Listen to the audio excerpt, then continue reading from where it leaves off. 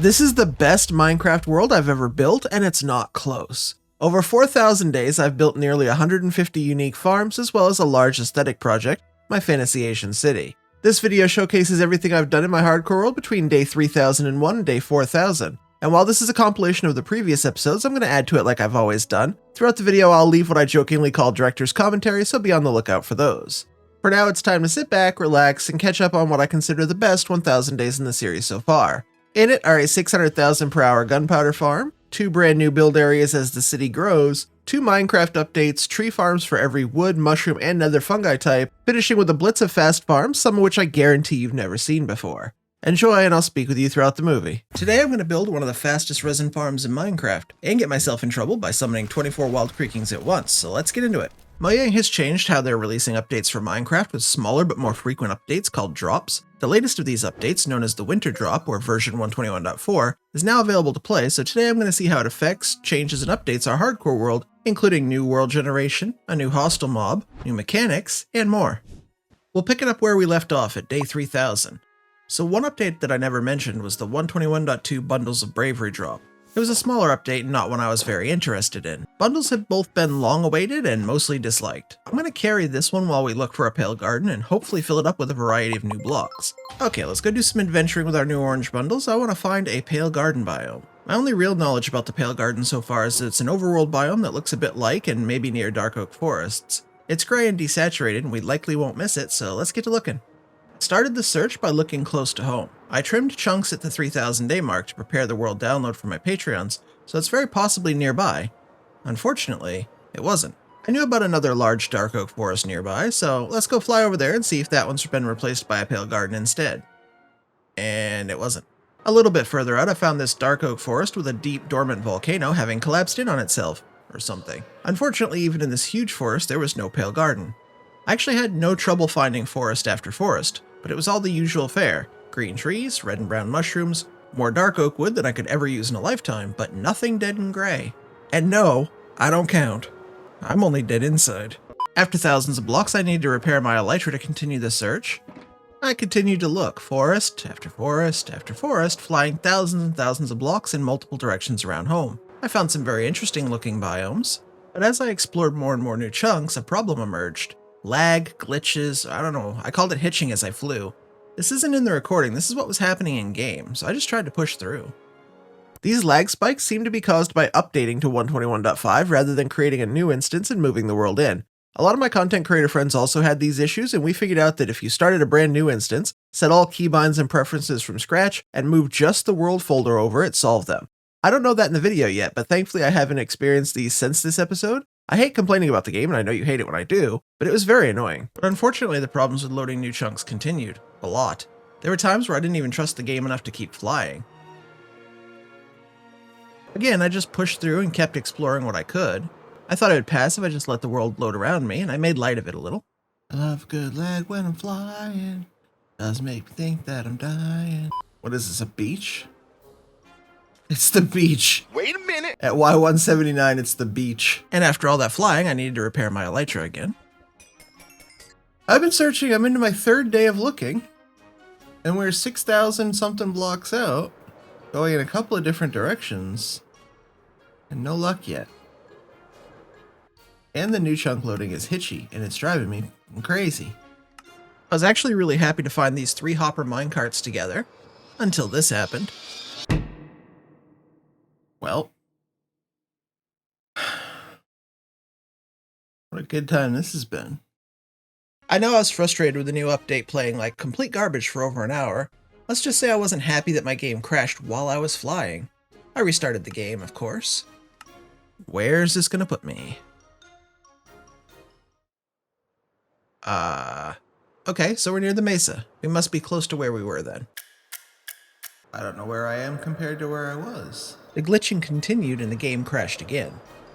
Alright, I've yeeted most of my mods. Let's see if that helps with the jankiness. Oh yeah, look, we're getting 30 FPS. On a 4090. God, I love this game. At this point, 121.4 is running so poorly that I'm not even focused on finding a pale garden. I'm focused on being able to run the game. Okay, we are 4+ days into searching. We went out about 7,000 blocks one way, and I kind of made my way back around toward home, and then I've gone out another 5,000 blocks in a different direction.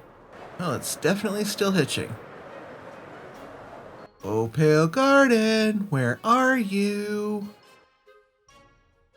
I see a really nice fog that people would like in the Pale Garden, but didn't get. Well into day 5 of our journey now.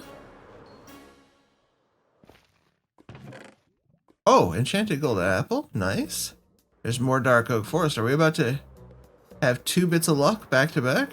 No, we're not. It's one of those times it's unfortunate that I don't use chunk base. It's about to be the end of the 5th day of searching, and we haven't found a single pale garden, whatever biome yet.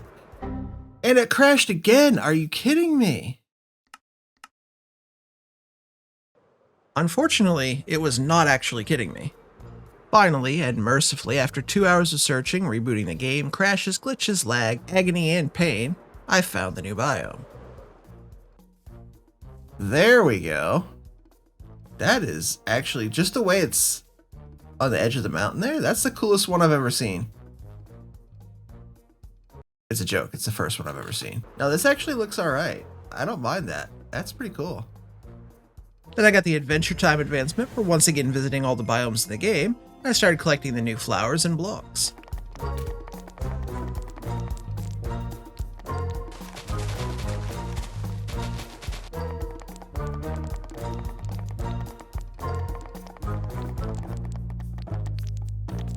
I tried using the bundle.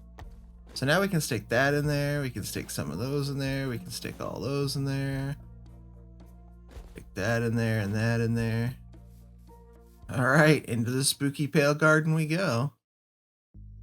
Pale Garden gets much spookier and a bit scarier at night because the new mob, the Creaking, can only spawn at night and gets destroyed when the sun comes up. You can't hurt this mob directly, and it only moves when you aren't looking at it, like the Weeping Angels in Doctor Who. It's the only mob that can kill a warden, and because it can't take damage, it's not even a close fight. Hitting a Creaking sends particles to its heart, and every Creaking is spawned from a Creaking heart in a tree, and if you destroy that heart, you effectively kill the mob. So while you can't do damage directly, you do need to hit them. Find the tree, break the heart, and you're a bit safer. Then taunt them. You're weak, you're dead, goodbye. I see you, Mr. Creaking.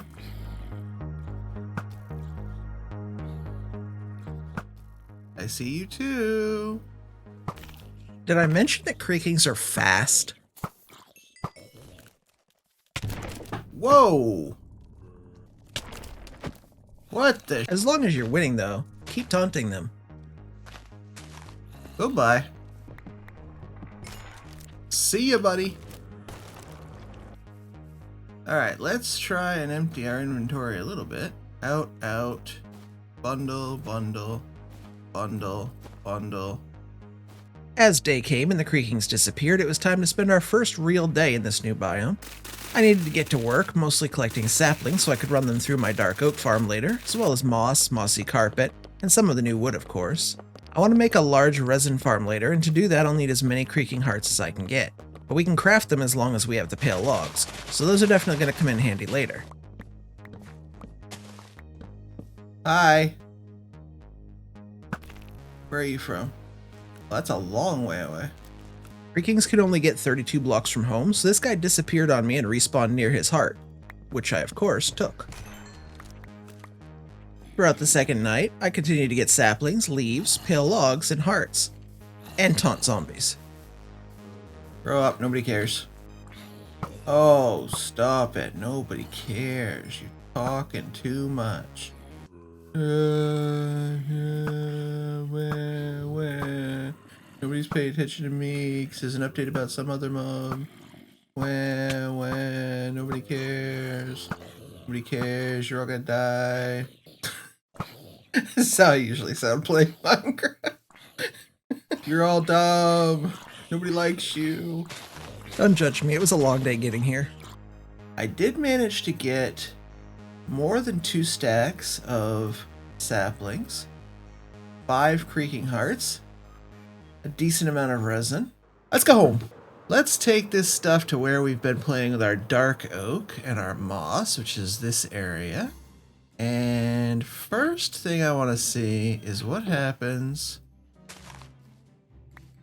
if I do that. What if I made half of this farm hail moss? Is that going to work? Let's find out. So that seems like it's actually working. Okay, just like that, we have a couple of stacks of pale moss block, which is pretty cool.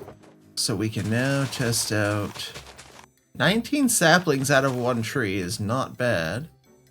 Okay, so by crafting a block of resin, we can actually just put down a crafting table and get a creaking heart this way. This is how we'll get some more. I'm not going to do that right this second. I need as many of those as possible to start with. Now, I believe if I put down a block here, one of those, and then that,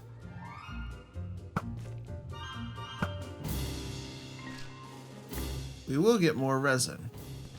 All right, let's just see what he does for damage.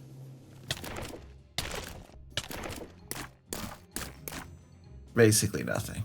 Oh, look how sad he is. You're a good monster. I didn't mean it. Let's fight. We can only have him out while it's nighttime, so I'm going to get as much resin as I can before that sun comes up. There's a 5-second cooldown on how often you can hit them to get resin.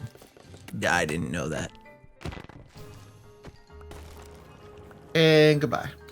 Okay, we'll build a proper resin farm soon, but what did we get in just a little bit? Oh, that's not bad. I need to think my way through this so I don't break it. I believe the only problem is going to be collection. For anyone who's new to the series, this is my dark oak farm, and it's really, really great. 100,000 plus dark oak logs per hour, and no idea if it was going to work on pale oak, but I assumed it would. If I'm wrong, this is going to be a disaster, but if I'm right, tons of pale oak quickly. Alright, let's turn that off quickly. Because I've got saplings on the actual return, dark oak saplings, I wasn't getting any of my saplings back. Okay, so let's just throw these off the edge here. I'm gonna throw... And we got more than a shulker of pale oak logs already. Alright, cool. So as the sun goes down, we should get 2 creakings to spawn. I'm gonna do 2 at once this time because I think I can manage. I should probably separate them by 2 blocks. Holy, that was fast. Okay. Let's go like this. Let's go like that. I need to be able to make more creaking hearts to set up a good farm. I don't think I have to hit them this fast because I don't think they can generate that much resin, but I'm not sure what the actual... Okay, you got me once. For the farm that I want to make, I need a lot of hearts. Over 400 of them, actually. That takes a lot of resin, and I thought the best way was to get it through quote-unquote quickly doing this. I greatly underestimated how much 400 creaking hearts would take. I'm glad these guys don't do a whole lot of damage. Oh, I made them look at each other. It's over now. If you were real weeping angels, this would be over. He tricked them. The doctor tricked them. They're looking at each other. They're never gonna move again. You guys did actual damage. This would be scary as heck. Oh, I think your time is just about up, boys. Thank you for your service to our cause. Look at that, we got almost 5 stacks in one night. That's actually pretty good. No, it's not very good. Doing this the hard way was awful. So awful I decided to farm after I was done so nobody else ever has to go through this pain. The link is in the description. You're gonna have to trust me on this one. So one thing I do want to do today is get the resin armor trim. Grab that. There's the crafting table hidden. We need to make copies of that and copies of the copy and one more. Put the silence back, the original. There we go. All right, let's make a resin brick. And does that go in? Hey, that goes in. Oh, look how much better that is. So this is our armor now. Oops. Yep, don't throw the elytra. It's very yellow. And I've always used this one. This is as close to an orange as we've had in the game. But copper, which was our orange before, is very pink. So if I try and upgrade this copper, see how it's kind of pinkish? But resin brick is orange. Actual orange. Rad orange. Remember, this is me without armor on. So copper on the boots looks like that, and resin is a much brighter, much more orange. Same thing with the helmet. If I go to, just look at the difference in here. Look at that, how much better that is. Okay, we're gonna put those on, and those on, and finally, instead of having these brownish pants, we're gonna have those. That's so much better for me. That is so much more me.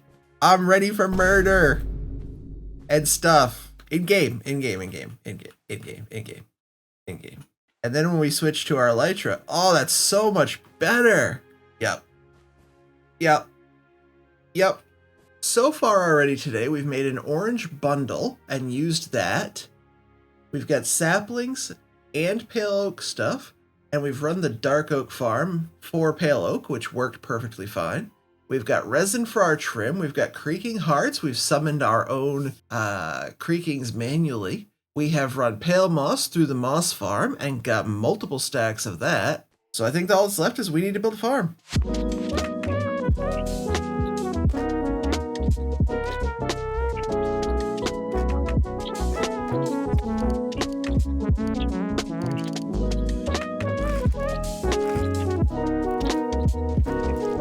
So when I realized how slowly I was getting resin for just 1 or 2 creakings, I started to get brave. Or stupid. Kinda both, you'll see. My next thought was to summon 4 at a time. More logs, more resin, put it closer together. Actually, you can start to see parts of my resin farm design coming into this one. After 4 was still slow, I just decided to go all in. Because why not, right? I don't want to use a pre-designed YouTube farm for this part. Because I'm stupid sometimes. So instead... yeah, this was a mistake. Yep. It's not super clear right now that it was a big mistake, because honestly you can just fly away and leave and not worry about the creakings, go sleep somewhere, and it's all fine, right? But you get complacent. During the night, I took hundreds of little ticks of damage.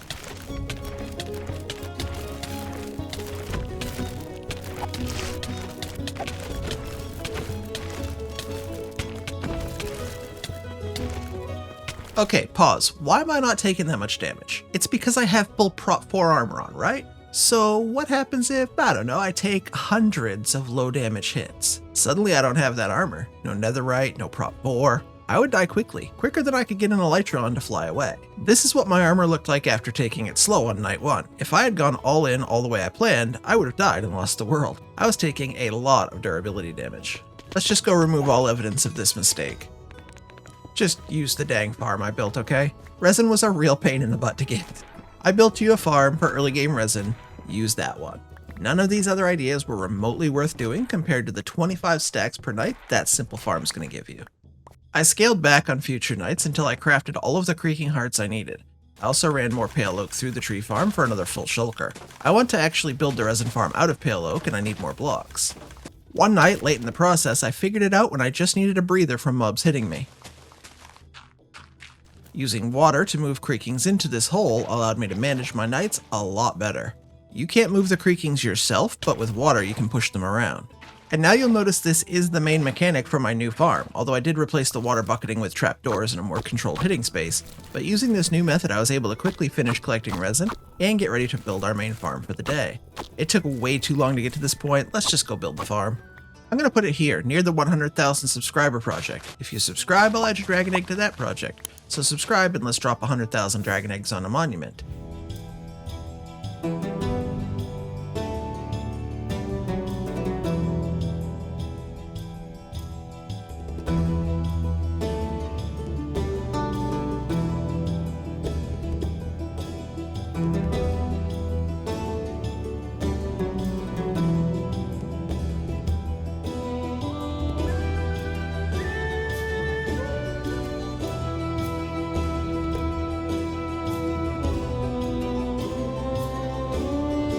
Alright, I think that's the farm and storage done. I had to add 10 very fast 8x hopper speed unloaders to keep up with drops, but in testing that was just barely enough. Now we have to wait for sunset. There we go. As the creakings spawn in, I just get up next to this armor stand, aim upward, and click once every 5 seconds. And yes, that's the timing on the farm, and on resin in general. I didn't know that for most of the recording of this video, but the spam is unhelpful and unnecessary. Once every 5 seconds triggers every creaking.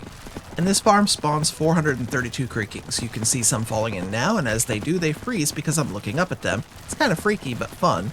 When I look away and back up, yeah, that's cool. Every creaking just tried to move, sorted themselves into the 4 piles, and because they can't be entity crammed, they just chill in the 4 corners like near perfect circles. And the link to this farm is in the description. It runs really well for me, but if you struggle running this farm, consider turning particles off while you run it. It does get a bit crazy. Look at thousands of resins just flowing in the background water streams with each swing of my sword. In my limited testing, this farm makes more than the advertised rates. The designer puts it at around 240,000 resin per hour. I got 295,000 one night, 275,000 another night, and 280,000 when I'd used it in creative testing.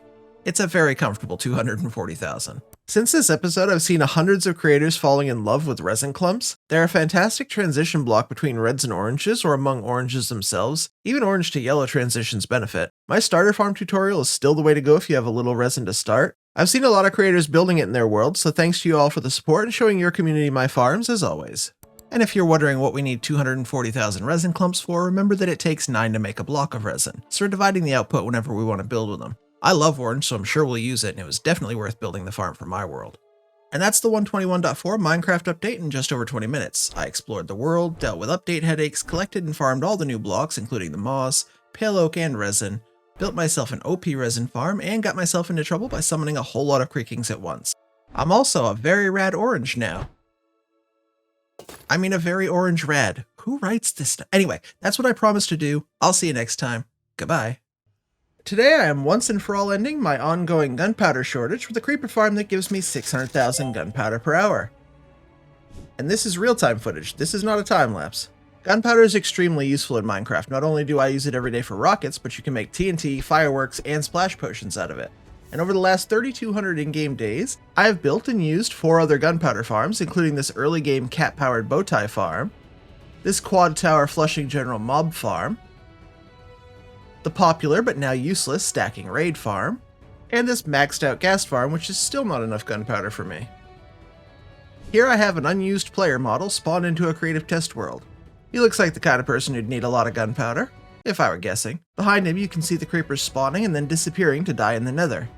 And there's a major risk of losing the whole world today. If portals don't link properly, it's game over. They'll create their own portals below the nether roof, and even if I then break those portals, they'll reform them before I can make the adjustments. If I go through the portal and spawn in the wrong spot, I'm going to be the one that lands among the 1,500 plus creepers that are now in the nether. Nah, surely if I died today I'd have named this video I Died in Hardcore Minecraft, right? That's a problem with hardcore we can discuss on another day. But for now we have a lot to do. The material list on the lower left is part of Lightmatica.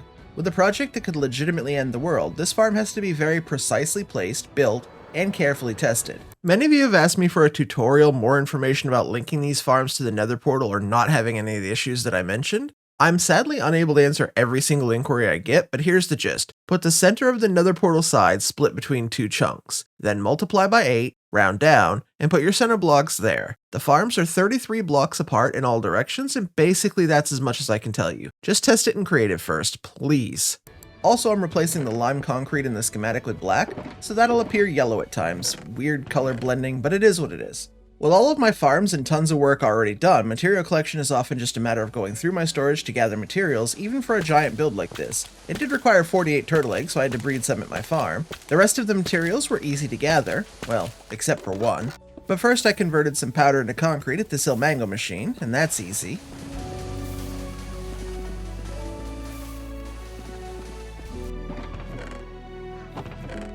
I have about a shulker of warped wood, but I'll need more of that for all the buttons and stairs that we need. Again though, we have a farm for that. Why wouldn't we have a farm for that? And thousands of sea pickles? Easy, run to a farm.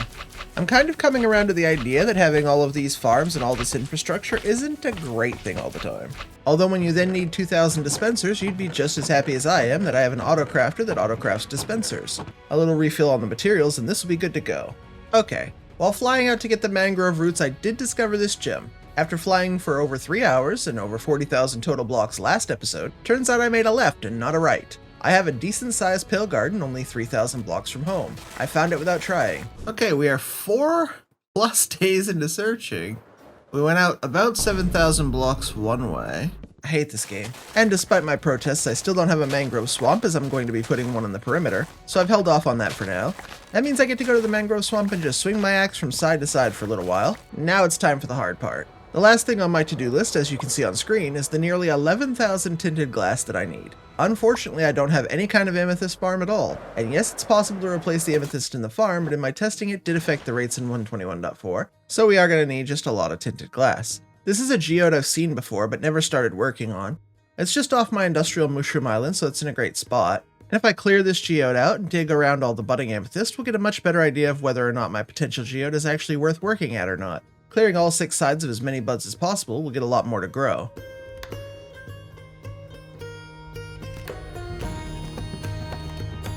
Okay, when we first walked into this geode, I had no idea it was this packed. There are over 50 budding amethyst in here with over 250 exposed spots for clusters.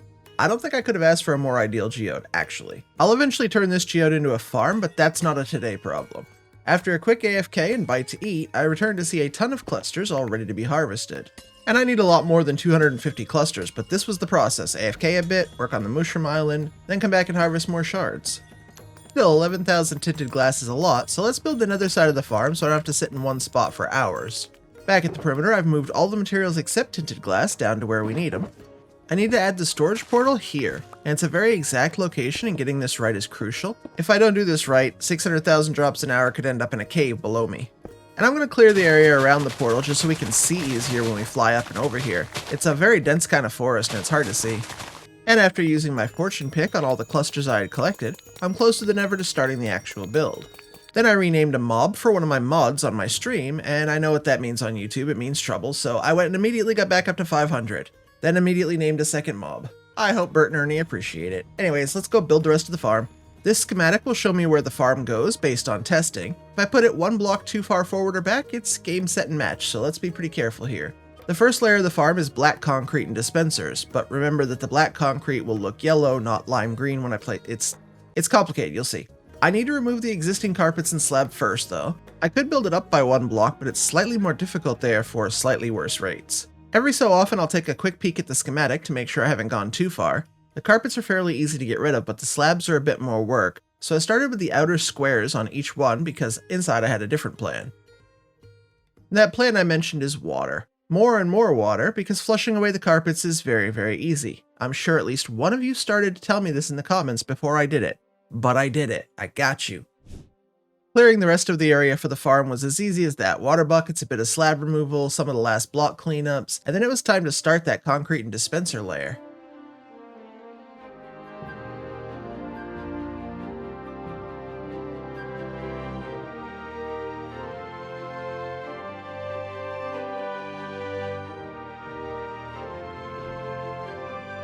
I streamed a large part of the build process and chat bullied me into changing the lime concrete to black, so the schematic was correct. The black on black is definitely easier on the eyes, but don't tell chat that.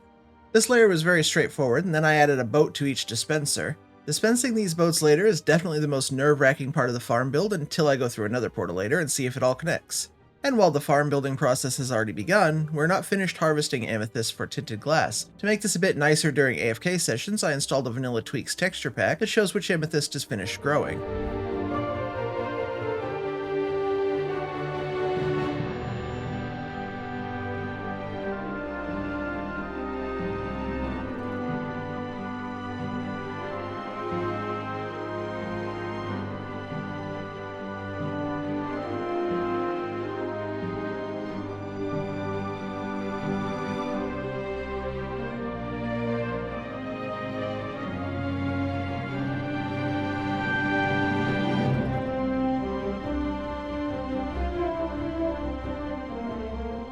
Another side of this farm isn't the storage, just the kill chamber. Creepers are going to spawn in this portal and force themselves to fall down to their death. When they do, the stair-stepping pusher will then sort drops and ultimately shove them down an ice path back into the overworld through this portal here. And sorting drops in the overworld is much easier because then I can use water streams to move items around, which obviously just isn't possible in the nether. And here's the overworld progress so far. I'm 3/4 done with the next step, which is waterlogging a mangrove root above each dispenser. I've already filled them all with one boat so I can dispense those later, but now we need to cover them up. And this bit's fun and a bit easy as we just smash each ice and then crouch place a mangrove root on top of it and repeat this for the entire platform. This farm is designed by Methods. I know about a tutorial, but I'm not going to link it as I'm 99% sure it's an unauthorized and unwanted video. No clicks for content farms. And if there is an authorized tutorial for this, please let me know and I'll link it in the description. With that done, I can now put sea pickles on top of each waterlogged root. This will be to make sure the dispensed boats are at the exact right height when I dispense them later. They'll go through the root, through the pickle, and sit up on top. Sea pickles have a unique height per pickle, so I need to add 4 to each one. Adding 1, 2, or 3 wouldn't teleport creepers the same way. Next up is expanding the tinted glass walls up so that creepers can't just walk out of the farm if they spawn on the edges. I'll be AFK just above the bedrock on this farm, and I don't want anything walking up to me.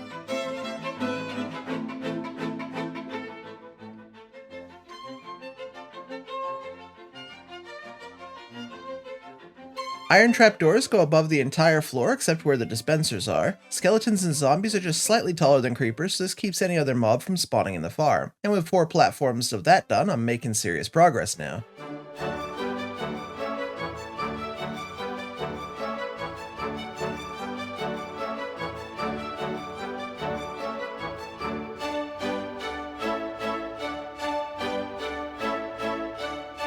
And the bottom obsidian for the large nether portals is next on my list. There are 3 portals per row, and creepers that spawn will be moved into boats until their heads are just inside this portal block, and then they'll get sent away to the nether. While one of these 4 modules is way more than good enough for most worlds, the truth is that the more spawning space and the more portals you have, the faster the farm is going to be, up until you're constantly at the hostile mob cap.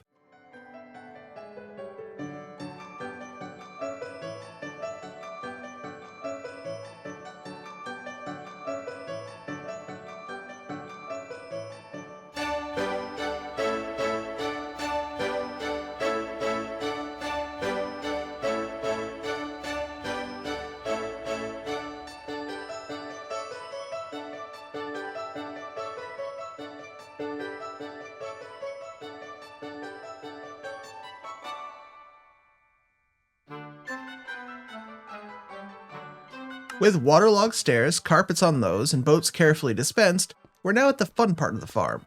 Lighting all the portals is extremely scary because if I go through one and end up in the wrong place, or creepers end up in the wrong place, this is where it can all go wrong.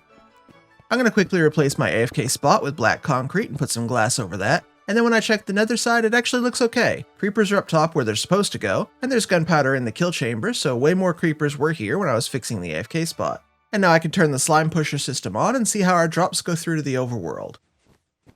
And it looks like everything is working. I flew over to check the storage portal, and yeah, it's true. I already have gunpowder coming in, and lots of it.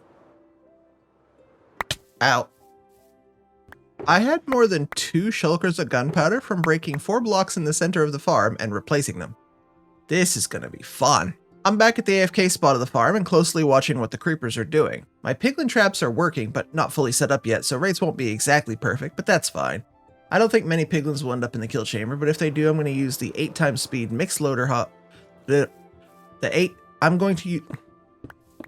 don't think many piglins will end up in the kill chamber, but if they do, I'm going to be using 8 times speed mixed hopper loaders, so the drops won't slow me down very much. I sat in the middle of the farm for a minute or 2, and this is what I flew up to at the storage portal. It's not quite day 3200, and we've built 2 massive farms in 2 episodes. We're still making amazing progress in this world, I think. I want to try and show you how the farm works internally, but it's so fast that it's actually difficult. The creepers will spawn in and are immediately yanked up into the boats. The boats then immediately eject the creeper because of the waterlogged stair, so the creeper's hitbox immediately then touches the portal and they're teleported away. Another couple of minutes have passed and we have well over 2 more shulkers of gunpowder, bringing us up to 8 in like 5 minutes total. Let's build some proper storage though.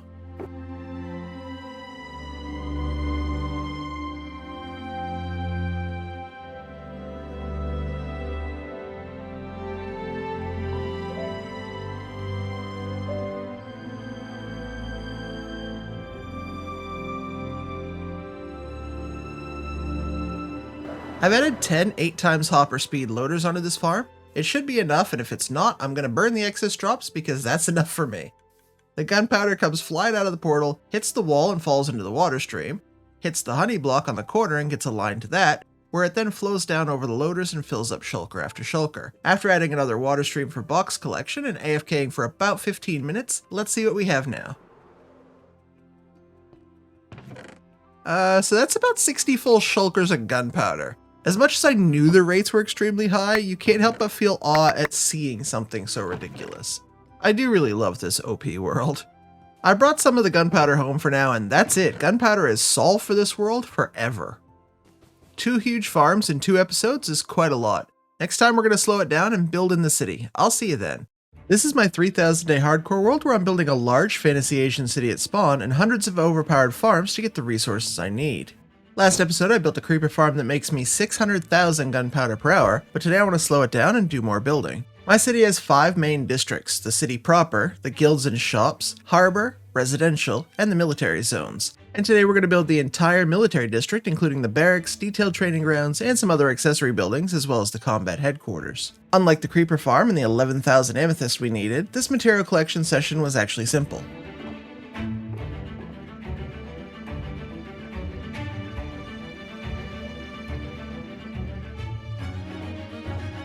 Detailed builds always take a lot more types of items, but far fewer of each one. 8 brown beds? Yeah, easy. A few cobblestone walls? I got this.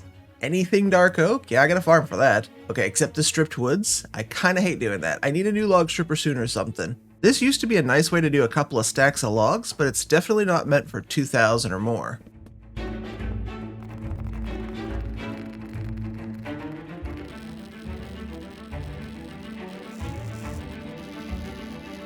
At least when I needed more spruce wood, I was actually already at my spruce farm.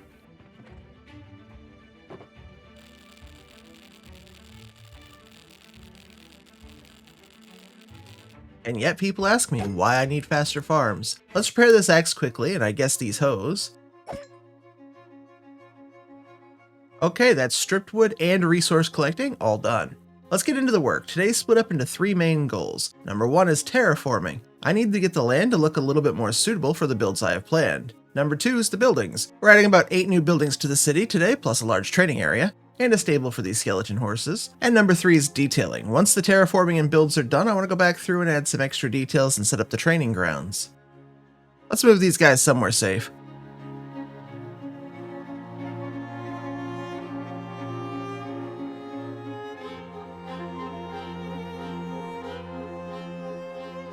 I find terraforming and landscaping to be some of the more relaxing bits in Minecraft. I could set up a beacon for this, but it's only a few hundred stone to remove, so it seemed like a bit of extra time for nothing. I'll reuse plenty of the stone, dirt, and grass as I terraform, especially filling in the holes and smoothing the land out around here. The main military headquarters will sit on a raised platform, and the hill will need repair, caves will need to be blocked off. There's a lot to do to make the surrounding area playable and looking nice. I also want this training pit dug down a few blocks into the ground so it's fully safe and protected for those who are training here.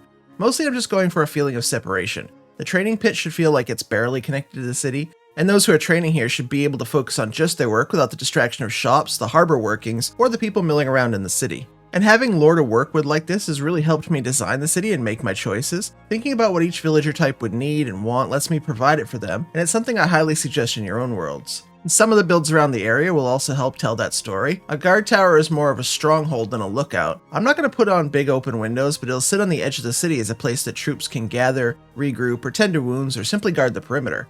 The stable next to that will provide quick access to cavalry for the troops, and the swordsmith and trophy room close by is a reminder of the victories and the heroes that have fallen.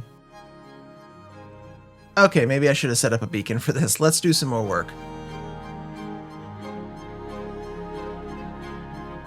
One of the common questions I've seen in the comments on past episodes is how do I repair or get XP, as it seems like I'm always going up in levels, but I'm never at my XP farms when I do. What I think gets lost in heavily edited videos is the little in-betweens. In this case, my shovel needed a lot of repair and the villagers were nearby, so I'd trade iron, trade some of the emeralds for redstone, quartz if I need more XP, boom, shovel repaired and I'm back to work. There's actually a lot that gets cut out when you play for 40 hours, but you don't want to release an hour-long video. I think it's one of the reasons people aren't as excited about the current state of Minecraft on YouTube. Projects get bigger, but video lengths often barely change. Yeah, so we're spending 5 times as much time recording now, and the video's still 20 minutes. So something had to change, and what changed was whether or not I can bother to show you those little bits of mining, tool repairs, me flying around looking at things, or simply playing the game at a normal pace like this.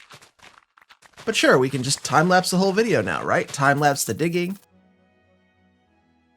time-lapse the building. We can montage the fly-through at the end that only about 20% of people will ever see. But that's not a fun way to play or a fun way to watch Minecraft. These are just a few of the things I'm thinking about as a YouTuber in 2025. I've never understood this about my videos. In most project art or time-lapse style videos, people generally care about the end result and what it looks like.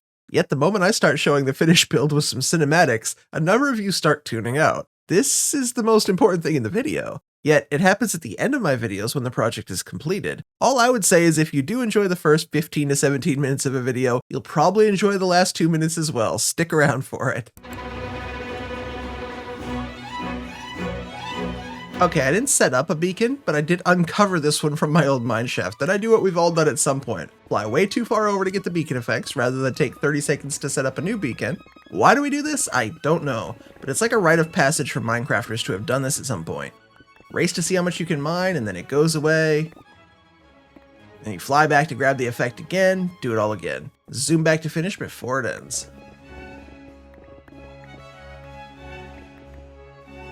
I said I'd be reusing some of the grass blocks, and this is part of that. I could get away with a couple of lights under the base, but it's nicer just to fill it all back in first, I think. And it doesn't take that long. And you can actually see the plan forming here. Sunken pit, raised trading HQ. The pit's very ugly at the moment, but it won't be for long. A solid platform of reused dirt will start me out, as I want to convert all of this to dirt path.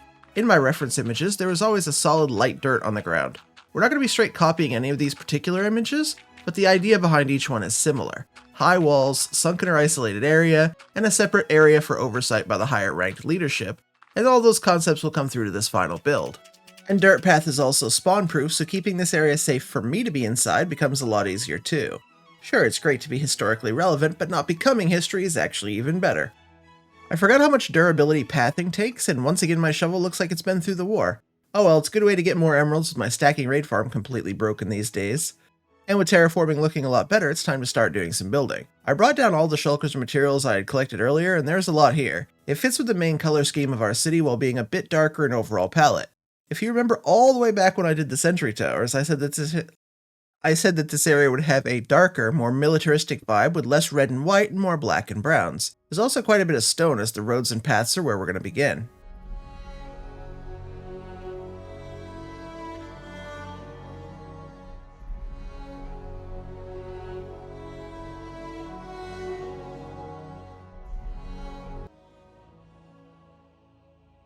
Both roads are now in. One will go along the side of the training grounds, like here, while the other will go over toward the barracks, which will sit at the end of this platform over here.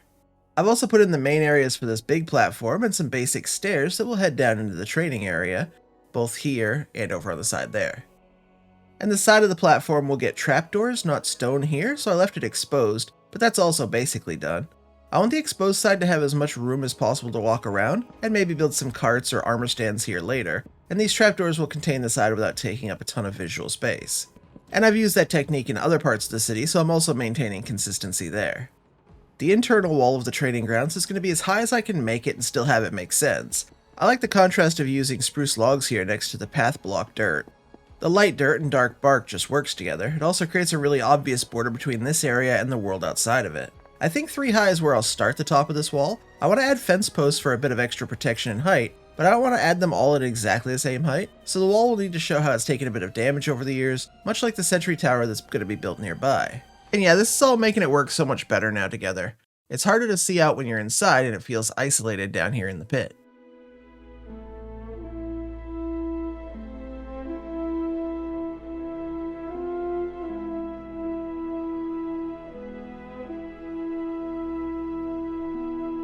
Okay, there are spies in my base. After swooping past them a few times to kill them, I took a little bit of time to reorganize my shulkers. It was so painful to build the way that I had things, and building is always easier when you're organized. Oh yeah, this is so much better. I don't know what I was thinking. I usually grab things in the order they appear on my list, but actually using build types, so like all the roof materials together, that was just way better.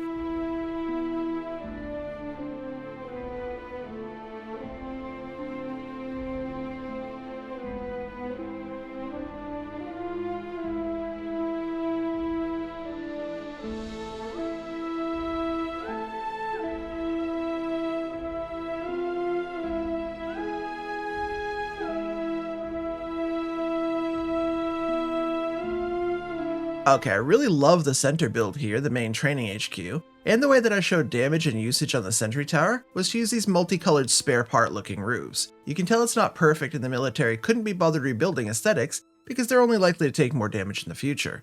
The original sentry towers here have more of an outpost or a viewing platform. They're used to see trouble coming, not necessarily defend against that trouble when it arrives. The fortified tower is definitely stronger and more defensible, but obviously more solid than beautiful, and most of the roof has been shot out and replaced. Next up is the stables. I want a place to keep our skelly horses safe and ready to take into battle. I love these simple little Minecraft builds that we've all done, but end up giving a bit of extra vibe to the overall area. And yes, I realize my skelly horses don't require water, but it's fine. It's fine. Maybe I'll have alive horses here later or something. Yeah, it's fine. I know this is a very simple build, but I do love how it came out.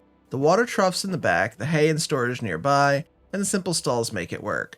I want to move the horses in, but be aware that I'll have to raise the internal fence walls later as the horses were somehow just walking straight out.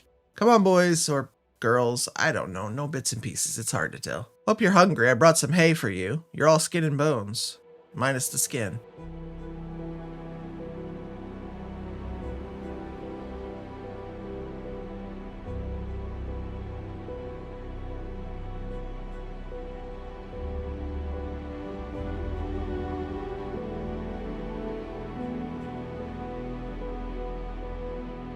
This build was originally going to be something else, more of a swordsmith or an armory, but what I really wanted once I built it was a place to put trophies from battle. This small build will serve this purpose, allowing me to put a wither skeleton head, mace head, and a hero's armor stand and weaponry into the build. It has a reinforced wall so it's pretty safe from outsiders, and inside the guard tower so it's well guarded. Here are the raised interior stable walls. You can see even now the horses are trying to jump out.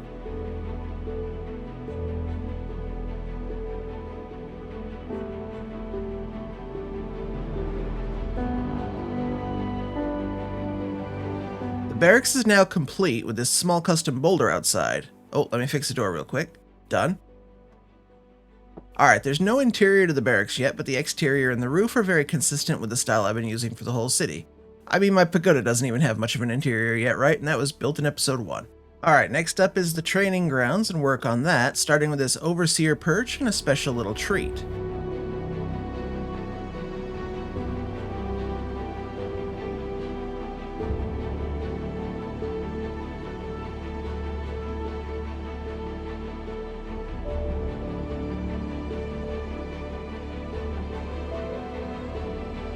Check it out, this giant sword will stand guard out front of the military district to show their ownership of this area.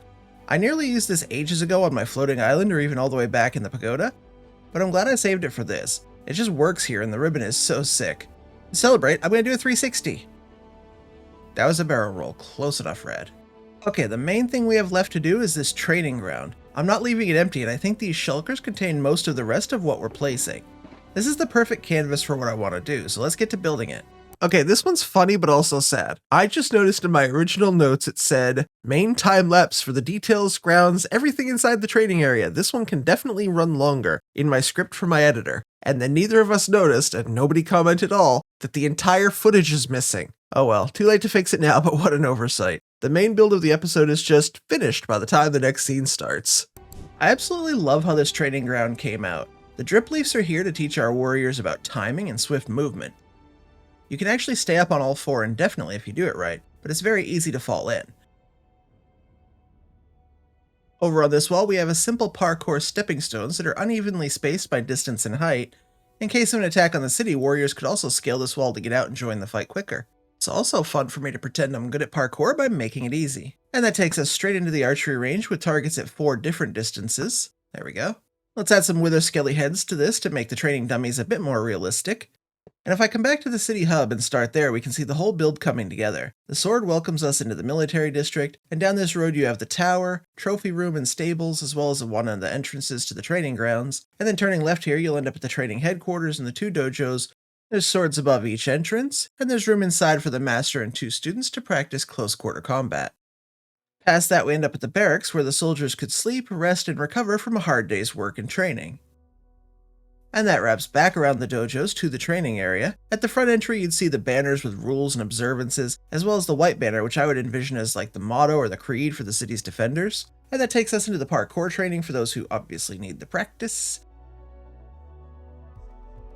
And you can see lots of other training obstacles, platforms for 1v1 fights, the archery range, campfire and survival training, as well as this dangerous dripstone area with more parkour to complete. And jumping off that into the Masters area, we can watch everything that happens here, from the sword training on the bamboo, to the hanging pot breaking, barrels and more obstacles that will train agility along with the drip leaf that we saw earlier, and our cavalry waits patiently to be called into action, and finally not jumping out of their stalls. Right, guys? This area also has plenty of storage for saddles, bows, and armors, as well as a bell to call the troops to arms when needed. And other than a little bit of cleanup, that's the military area mostly set up. If this is your first time watching, it's important to note that I don't consider this finished, I consider it done for now. At the very end of the city build, I'm going to do a full detail pass that makes sure every little bit of this looks as good as I can, but that's a process for a different day, as doing that as I go isn't really the most ideal way for me to build. Alright, let's take a second to update the local map.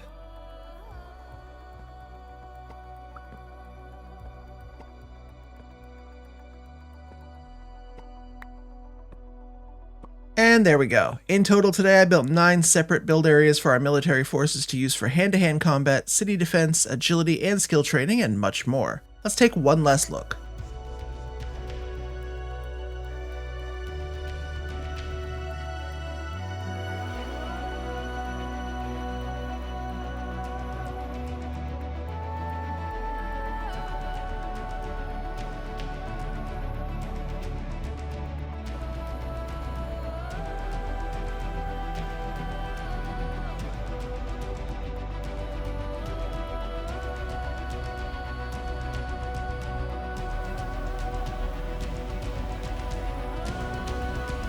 The city is really coming together. With the harbor, residential district, and now military areas all built, I can turn my focus to the guild district, the city proper, and eventually detailing and finishing the city. I hope to see you in the next one. Goodbye. Today, I am slowing down and building 2 very useful but very slow farms in my hardcore world.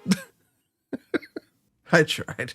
Normally this series focuses on extremely overpowered farms with insane rates like the resin and gunpowder farms I've recently made, but today we are taking it much slower.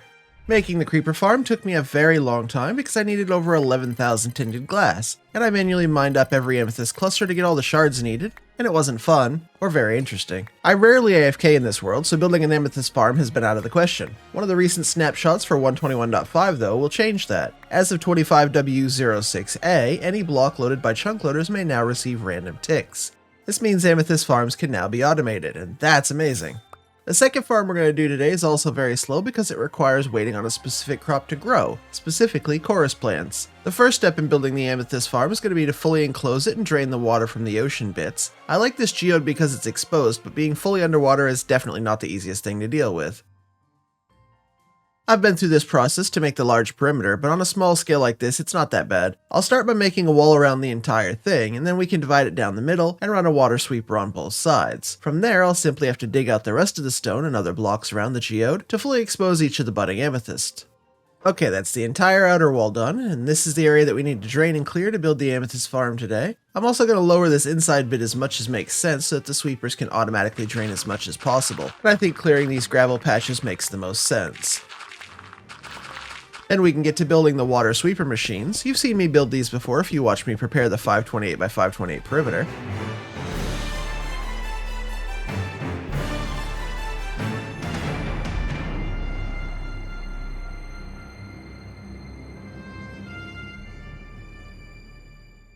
Okay, I only made a couple little mistakes during that. It's fine, all sorted now. The first side is drained, so I can take down the sweeper and move it to the other side.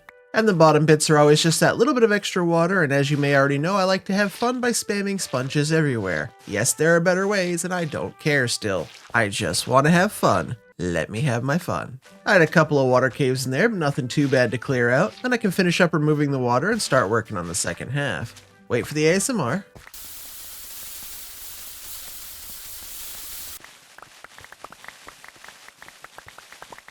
These sweepers are simple because this side is slightly less than half, but I can just trim down the sweeping arms and it works fine. Very easy, very adjustable. Let's wait for it. Perfect. And speed. Now it's time for our favorite program, Sponge Spam with RadicalElder. No more water, time to dig. This isn't a huge space, but sometimes you just have to set up the beacon and deal with it. Yeah, it takes a few extra minutes between the setup and the takedown, but it's okay. We're gonna save those minutes and a lot more once we have this set up. Could I have some haste too, please?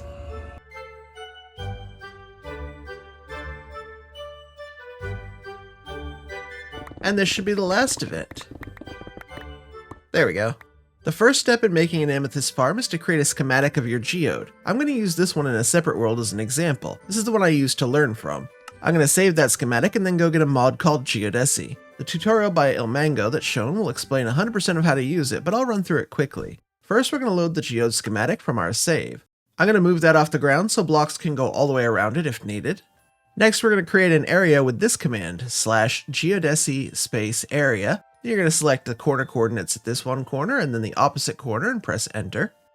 The mod will then automatically create this tinted glass box around you, and this is where all the magic will happen. The next command we're going to run is /geodesy space analyze, and again press enter. That will now surround your geode and give you options for how you want to create machines, as well as the efficiency of each set of machines. You can see that running east and south collects 89% of the available clusters, while east, south, and up collects 93%. It's just a little bit more result for a fair bit more work. So for me, I'm going to choose /geodesy space project, and then east-south, which is 89% of all collectible area, and less work than choosing the 3 sides.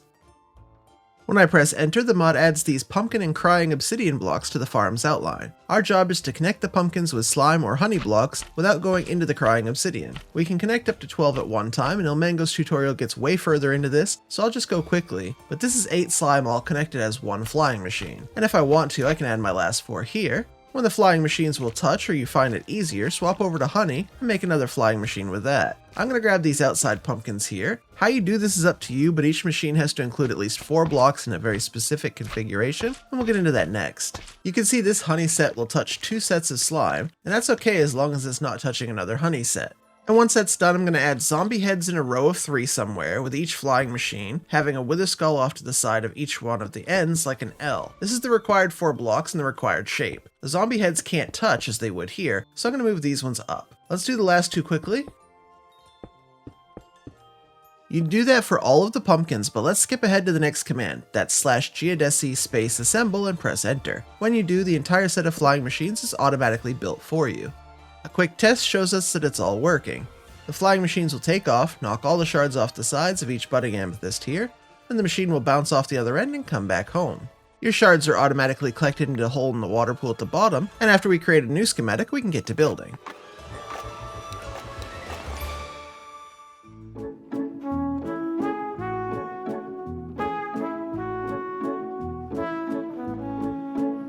Okay, let's take a break here for a second to check our progress. I'm about 2/3 done on the sides of this machine. It's coming along well. You can see the distinct shapes of each of the flying machines that will fly past my actual geode buds. Some are smaller, some are bigger. You can see here that these 2 are both honey, but they don't touch, but that's fine. And where they do touch, I use slime to make a new machine, so this one won't get stuck to either of these 2. And building the walls up past the geode is easy because you aren't really doing much except extending the safe area for flying machines to come and bounce off of.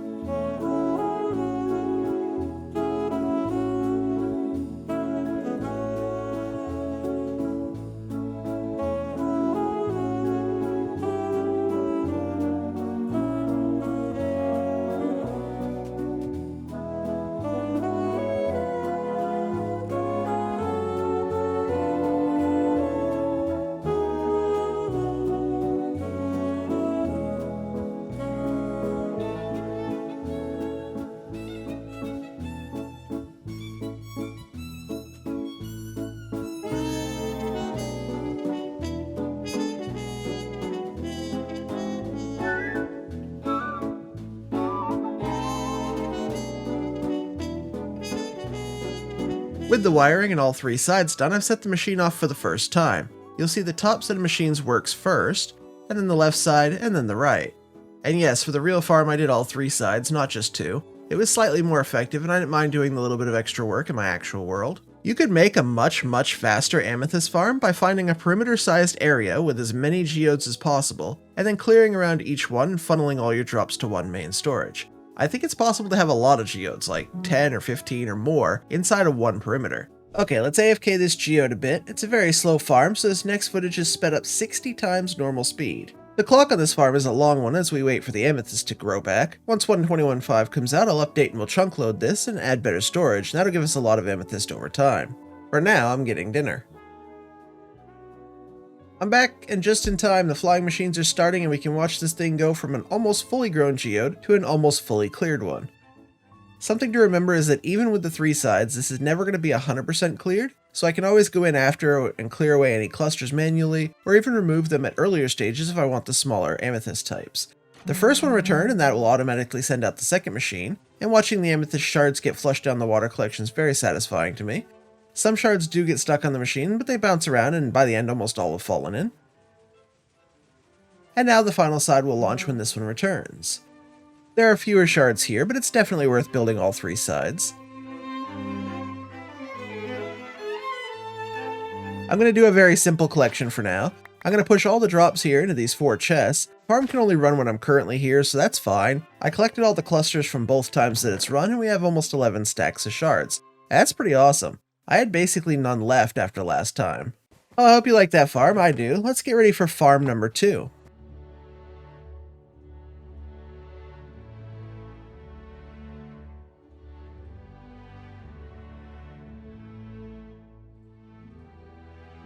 Our chorus fruit and chorus flower farm will go on the mushroom island, I think. I'm going to sit in a cart to run this farm, possibly for a longish time, so I don't want mobs or anything else bothering me. I know phantoms can still spawn, but I guess I'll have to deal with that as it happens. Here looks perfect, just above these guys. Chorus fruit's not an easy or a fast farm to build. The concept is simple enough, but in practice it's a bit weird. I'm essentially going to blow up TNT above the grown chorus plants, and that will knock off some of the flowers. Then the minecarts will drive directly next to each plant and break it off, collecting the chorus fruit as well. The minecart track that goes around this farm then lets me manually replant each chorus flower in the farm, so that can all happen again. The problem is, like amethyst, chorus plants grow slowly, and this farm has another long clock on it.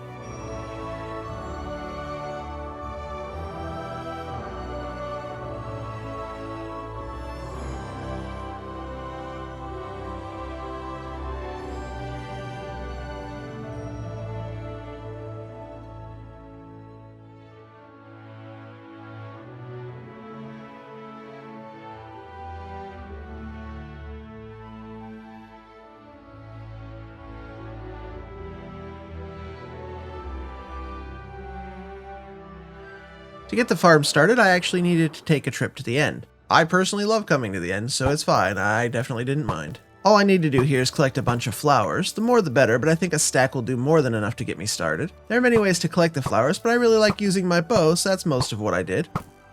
Shoot off the flowers, break down the plants, and collect it all. Now I can manually plant this first batch of chorus flowers.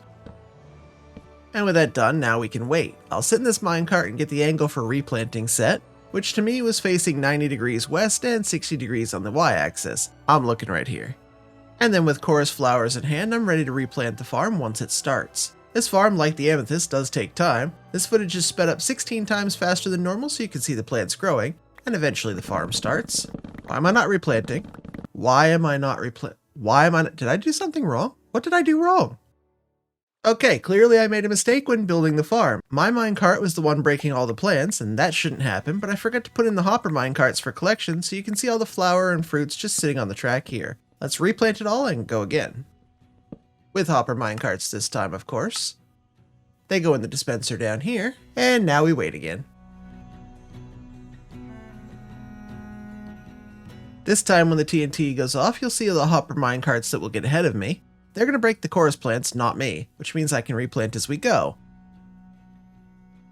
Off we go, and now this is working perfectly. If phantoms wouldn't kill me, I could now just AFK this farm for as long as I like. If I wanted it phantom proof, I suppose I could build a big platform above the farm, so they wouldn't spawn, but this is fine for now. I don't plan to do AFK for super long periods of time anyways. Storage will be built at this emerald block. And like with the amethyst farm, I'll make a proper and larger storage later, but it's a slow farm, so for now I can get away with a simple hopper and chest system, collect the few drops that we'll get each run, and I can shulker load those myself into 1 or 2 shulkers every couple of hours that we're here. If you've made it this far into the video, I hope you're enjoying it so far. We're going to spend the rest of our day together doing a few catch-up things that need to be done and moving the world forward. The first of those is to smelt a bunch of our new chorus fruit so we can craft some end rods. That's why we made the farm, right? This 192 furnace super smelter has served me well. Its time will be over soon for big projects, but for a small project like this, it's still perfect. We now have almost a shulker of pop chorus fruit, and if I grab some blaze rods, like 3 stacks of each, that will craft us 12 stacks of end rods. That's a ton more than we had, and I'm super happy with that progress. I also went back to the amethyst farm. I do want to run this a couple more times to get more shards. Felt like quite a brokey the other day trying to get tinted glass, and I didn't like it. More is good. Give me more. Our blaze farm isn't much to look at, but after using up a bunch of rods, I figured we should go back and get a few more stacks. Then I was watching one of my friends stream over on Twitch, and they were working on taking down a whole trial chamber. I was enjoying it, so I went out and wanted to do the same thing. This is the first trial chamber I ever went to, actually. I've removed the spawners this time, at least in the main areas.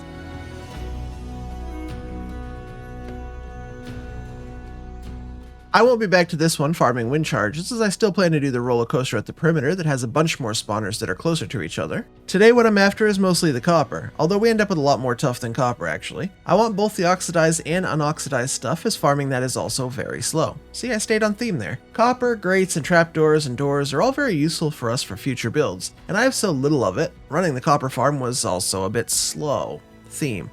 And now it doesn't work at all, so there's that. Let's get a little beacon set up here again. Haste 2, please.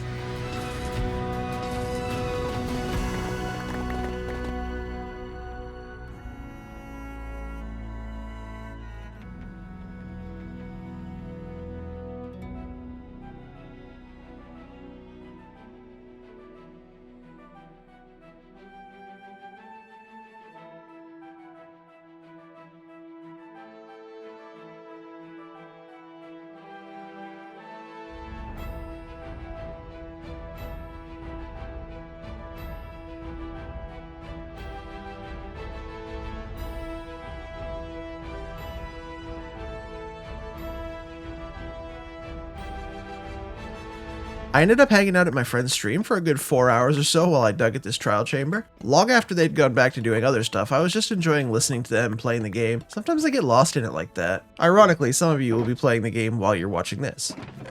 In the end, I collected many shulkers of tuff bricks, polished tuff, and copper, as well as some keys, wind charges, and other miscellany. My picks were dead, so I went to do some trading to repair them. Now it's time to catch up on a few projects for you guys who support the channel.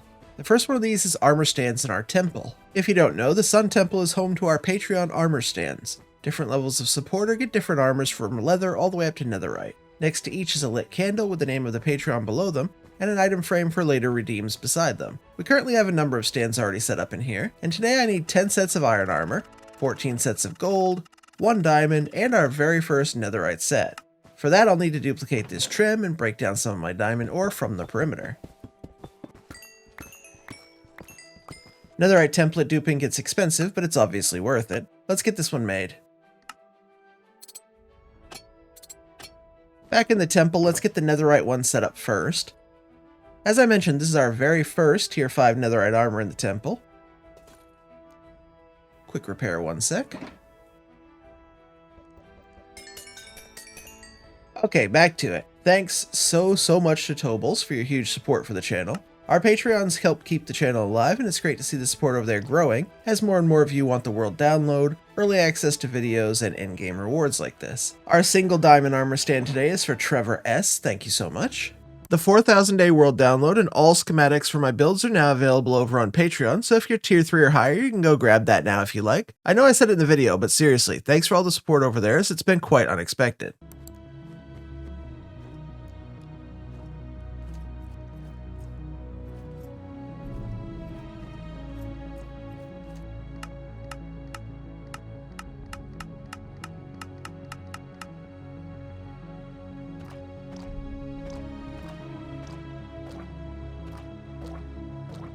And that's all 26 new Patreons added into the temple. Thank you all again. If you're interested in the Patreon, some free downloads and paid tiers, check out the link in the description for all of that. And the final viewer-related thing on my list today is to update the egg drop. To catch you up, every subscriber on the channel gets a dragon egg put onto the giant dragon egg that I'm building, and once we hit 100,000 eggs, I'm dropping them like a sand drop onto the monument below to drain it all at once. And my last update was at 44,700 subscribers. I just passed 48,000 this week, so we're going to catch up to 48,000. If you subscribe to the channel by then, your egg will be on this pile today.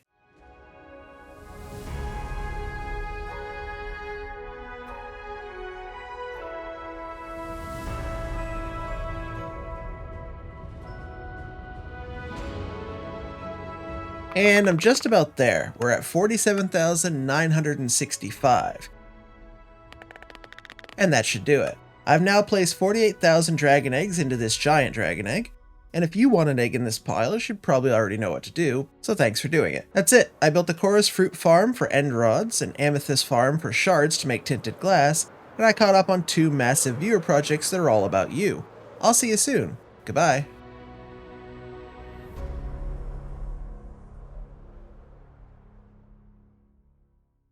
This is my incredibly fast 256 piglin bartering farm, and today I'm getting rid of it because it's not good enough anymore. The items you can get from a bartering farm are pretty great. Blackstone, gravel, quartz, crying obsidian, and string are just some of the best. But right now I manually sort every drop from this bartering farm, and if I want a lot of blackstone, quartz, or crying obsidian, the only one crying at the end of the day is me. I love my gold farm. You can see it behind me, but every time I use it, I know it's going to be a bit painful to come on down, use this bartering farm over here, and then sort all the drops by hand. This gold farm produces over 1,600 blocks of gold per hour, or nearly 15,000 ingots. Do you know how much hand sorting you have to do for that? Too much. And the farm's also currently a little bit broken. Mojang has once again ruined the rates of one of my farms. Zombified piglins get stuck looking up at me and trying to pathfind directly to me, something that never used to happen. I have no idea why this is happening, but it slows the farm down considerably, so we're going to fix that today as well. My first idea was trapdoors on the gold farm side. I was hoping they'd simply walk off, drop to their doom, and I'd never see them again. It was good in theory, terrible in practice. The piggies just stood on the edge of the trapdoor and almost never fell off unless pushed by a second or a third one. I realized drops were staying at the bottom and items and XP would cause some lag, so I tried adding a fire down here. Mobs still weren't really falling off though, and after a bit more thinking and testing, I had my second brilliant idea. Hold on, let's go get some gold. After putting trapdoors on the other side, along with a more solid ground for them to path to, this happened. Mobs spawned on the other side. And yeah, that's worse. The real answer was to take the fixes seriously and focus up. I just need 1 trapdoor, not 3 or 5 on the gold farm side. I do need 1 for them to pathfind to on the other side, and then I need a solid wall for them to hit and fall down when they attempt to cross. Let's try it again. Okay, this seems to be working. Let's check out the lower section down here and... oh. It seems that having a spawnable platform near the farm is kind of a stupid idea. Once again, a quick change of plan, and boom, this solves the problem. The broken mobs now fall straight off the tower into the lava and die instantly. Their drops will get burned in the lava, and the farm is back to nearly full rates. With that fixed, it's time to start today's main project, a new bartering farm that has just as many piglins, but fully shulker loads the drops that I care to save. To capture the 256 piglins, we'll need to get them to put on a carved pumpkin head so they don't despawn. I have this little pumpkin shearing station, so I quickly drop by to shear up 4 stacks of pumpkins. And I've already gathered the other 4 shulkers material we need so we can start to build this. Oh, on our way over, let me show you this new plaything. This is a wind charge launcher. With 1 little hop inside, it takes me straight up about 40 blocks, and I can coast to about 90% of the portals on my nether roof without ever touching a rocket. Is 4 wind charges worth it? No, absolutely not, but it's wicked fun and I have plans for this in the future, so I'm just enjoying where it is for now. You know, one reason I've always hated this farm is because you actually have to climb inside next to the 256 piglins and throw them the gold manually from your inventory. It's very manual work, and if they get mad for some reason, it's always potentially dangerous. And this shulker loader, well, it's something. I love this farm early game, I would definitely use it again, but I'm 3,500 days in the world, it's time to move on from it. The first step in this build is to collect the piglins into a holding cell. This cell will be where they permanently stay, so once they're in, I can keep them in there and build the rest of the farm around them. To collect them, I'm going to build a bit of a minecart track and a spawning platform. This will be a 17 by 17 area with some carpets to prevent stuff I don't want from spawning, like hoglins. We'll use soul torches to move the piglins around, and if I was going to do this properly, I'd put my AFK spot in a way that the babies could fall out of the despawn sphere, but I'm going to keep it simple and not do that. This design will be linked in the description, and it's pretty simple to follow once you know how to load the chamber. I'll show you slowly as we go through the difficult steps later, so hopefully you can follow along if you want to make this yourself. I know a lot of people have picked up this schematic and never used it because the original piglin chamber doesn't match, and it doesn't make sense how to do it now in 121.4. I'm pretty sure there's a way to do it that isn't what I do now, but this is the one that works for me.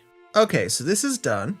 I just need to add those carved pumpkins from earlier into this dispenser. As I mentioned before, the AFK spot for this should technically be off-center, so that below the spawn area is outside of the circle, but I wasn't going to be bothered doing that. It does cause an issue here and there, but honestly, it's just easy to fix those issues, and centering it was much easier as I was planning. The last thing I need to do is add mine carts into this chest here, and when I turn this on, carts will basically loop around and then get yeeted into the lava cauldron. The hopper picks up, well, most of them, and they go back into the dispenser to loop back again. This heater isn't all that consistent at returning carts since it tries to return them to the dispenser, not to the chest, but it is what it is.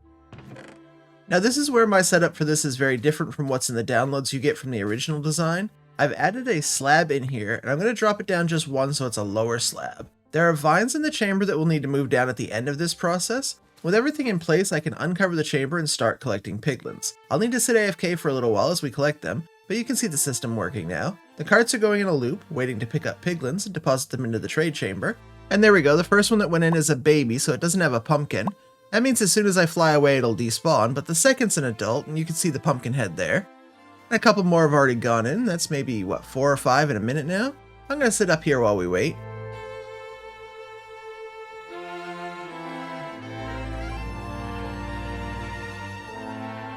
Okay, so this traffic jam is the result of me not putting the AFK spot in the exact right place. This is my fault. Well, laziness's fault, so still mine, yep. Easy to fix, nice little break from sitting up top and just waiting, I guess. Let me get it sorted. All I really need to do is get these end carts out of the way. You can see how this is, yeah, okay. Stop. Well, this is a struggle. At least it gives me a chance to refill the chest with carts since the eater isn't really great at doing that. Okay, I'm back up to the top and things seem to be working perfectly. Did you just see that one guy spawn onto the redstone block? What a guy. What a problem guy. See, if he steps onto the rail to his right, which he can if he gets pushed, he'll cause the same traffic jam I just solved. So let's make sure that doesn't happen, shall we? Goodbye now. Yes, that was my first shot. No, I have no reason to stop here or explain, I just like that shot.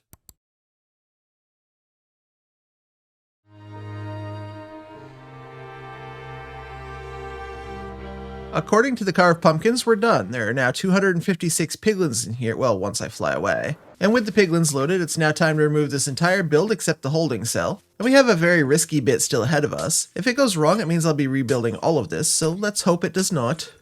And once all of that's removed, I'm left with just this.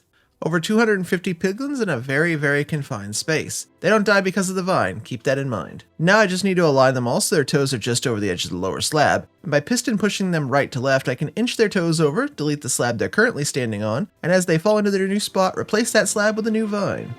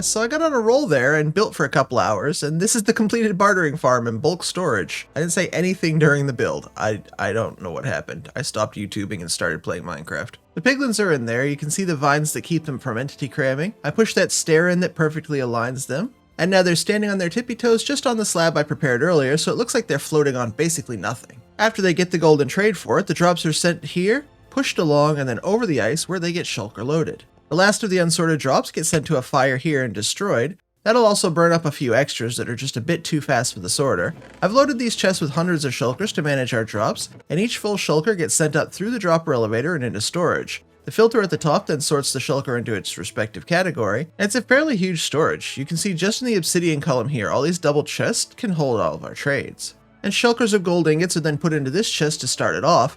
Since I'm already loading shulkers of gold ingots at the gold farm, it's a perfect match. The shulkers will get burned in lava and all the gold is dropped onto the pressure plate where the piglins can reach it to begin trading. Let's grab a few shulkers of ingots and give it a test. Yeah, that'll do.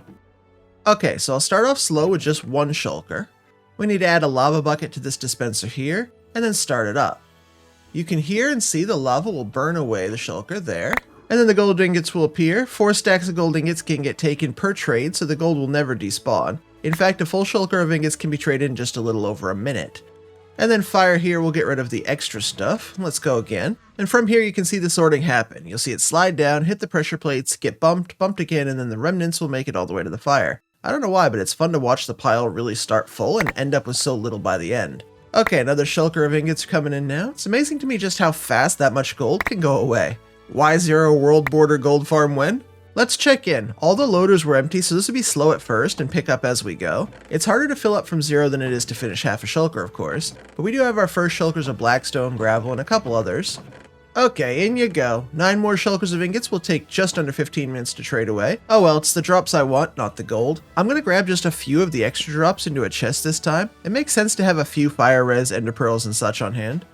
And away we go. So this is what's not being picked up generally. Water bottles, soul speed, spectral arrows, and occasionally something worthwhile. What I care to keep is just this though. Pearls, fire res, I can live without the rest. It's easy to get if I want it. You'll see a bit of gravel and nether brick and blackstone sometimes make it around even though I'm saving them out. We get just a little too much for the sorter to handle, but it's not worth adding another whole shulker loader set, so we just burn it off. So that just leaves what to do with you guys. There's a lot of you and you cause a lot of lag. I should probably just straight up slice you if you know what I mean. My first priority though is to get more gold. Somehow I got addicted to putting gold in the machine. Very, very addicted.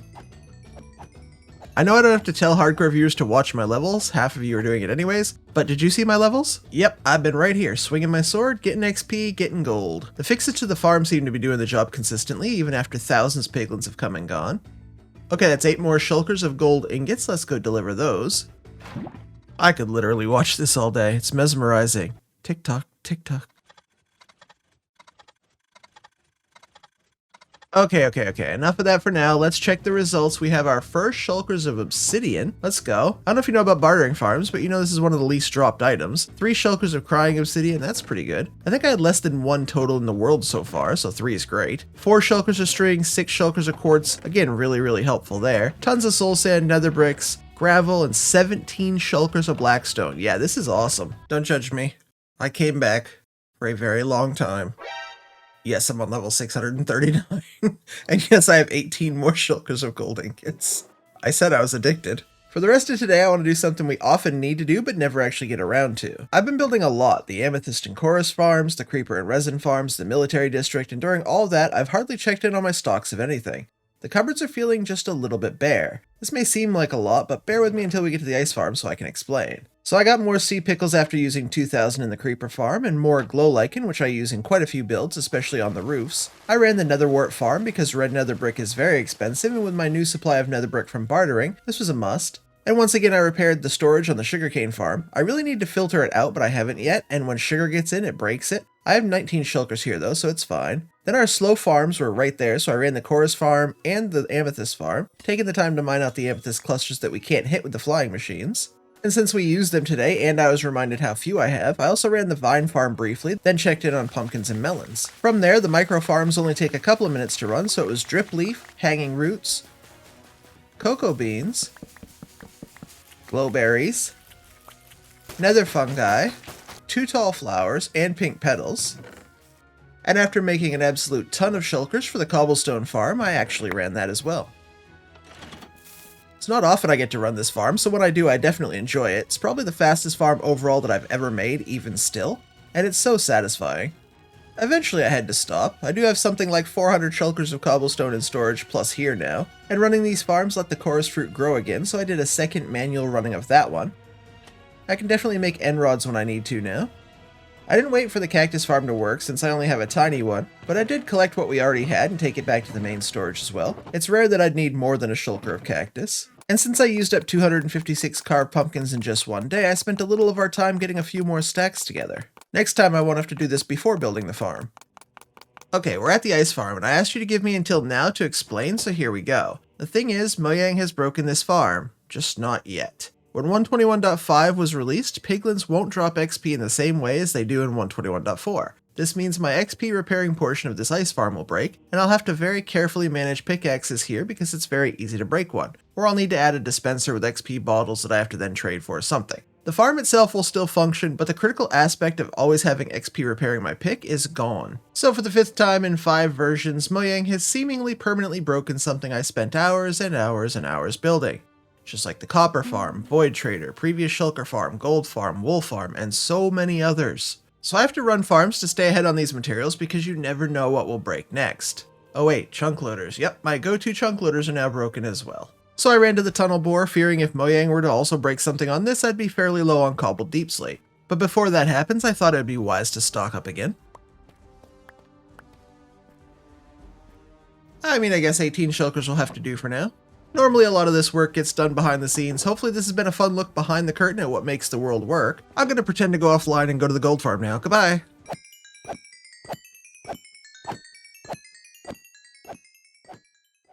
A year ago, I said this. Maybe I need a really nice tree farm area soon with a bunch of omega-powered tree farms. Collecting anything but dark oak logs has been a huge problem in this world for over a year, and that ends today. So I went into creative and worked for hours to put together this tree complex. It contains very powerful farms that will give me every single log type and mushroom block in the game. And then over the course of a couple of live streams, I collected all the materials and started this main platform. This is where we'll pick it up today. This top platform will be a walkway between each farm, and I've aligned the entrances to this level. The lower level, where all the materials currently sit, will be where the shulker loaders are, although main storage will still be up on the top so it's easily accessible after running the farms.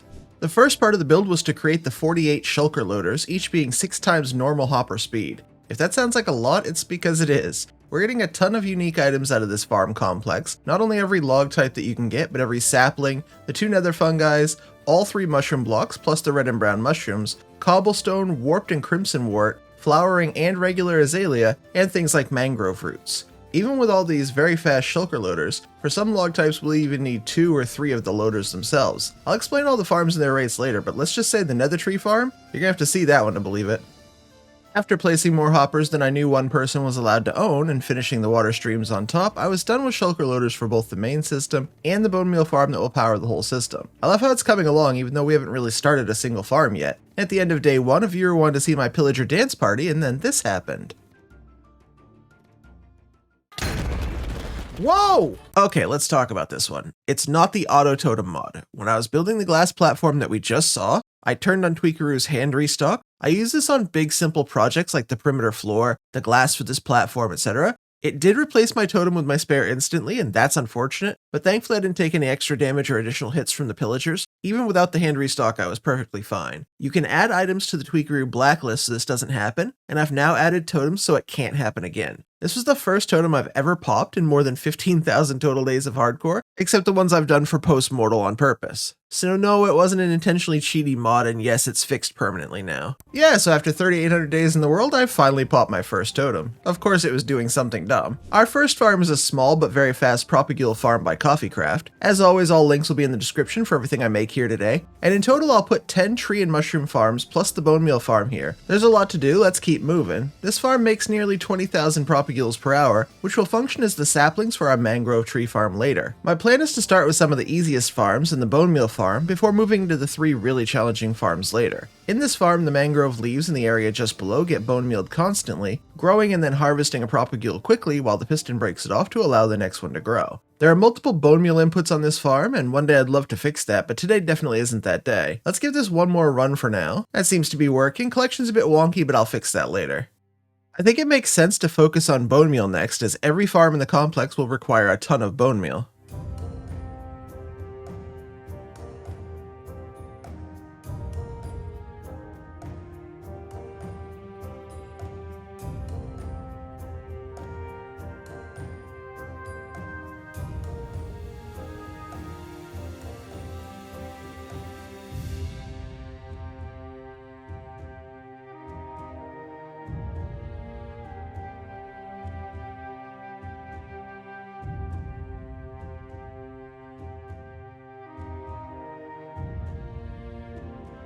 This bone meal farm is the Chromos by Hexatron. It's something I've used before. I'm doing a 4 wide by 4 long, And I'll go as high as it makes sense. The initial plan was for 10 layers, but I don't think we'll go that high to start with. If I need more later, we can always come back and keep adding layers, but a 4 wide, 4 long, 5 high produces 160,000 bone meal per hour. Maybe that's enough. I know this farm intimidates a lot of the less technical players, and while you definitely need to be careful not to fly away and unload it, the actual build isn't that bad. You're basically creating some stone generators, a dispenser that can bone meal a moss block below each one, and a way to break each layer when the moss is formed.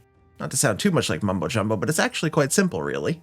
With the first layer almost done and ready to test, I filled up the filters for storage. I don't want to turn this on and end up with a few moss carpets and wheat seeds in here, and after quickly building the second layer as well, let's see how it works. Bone meal is coming up the bubble elevator, over the ice and into the loaders. I've added enough storage here to handle 10 or even 12 layers, so I know this will be more than fine for now. And at 64,000 bone meal per hour, 2 layers only requires about 100 seconds to fill up our very first shulker. But if you know me, you know I'm not stopping at 2. After finishing layer 3, I ran the farm again, but this time for a few minutes longer. I ended up with another 7 shulkers of bone meal in just under 7 minutes.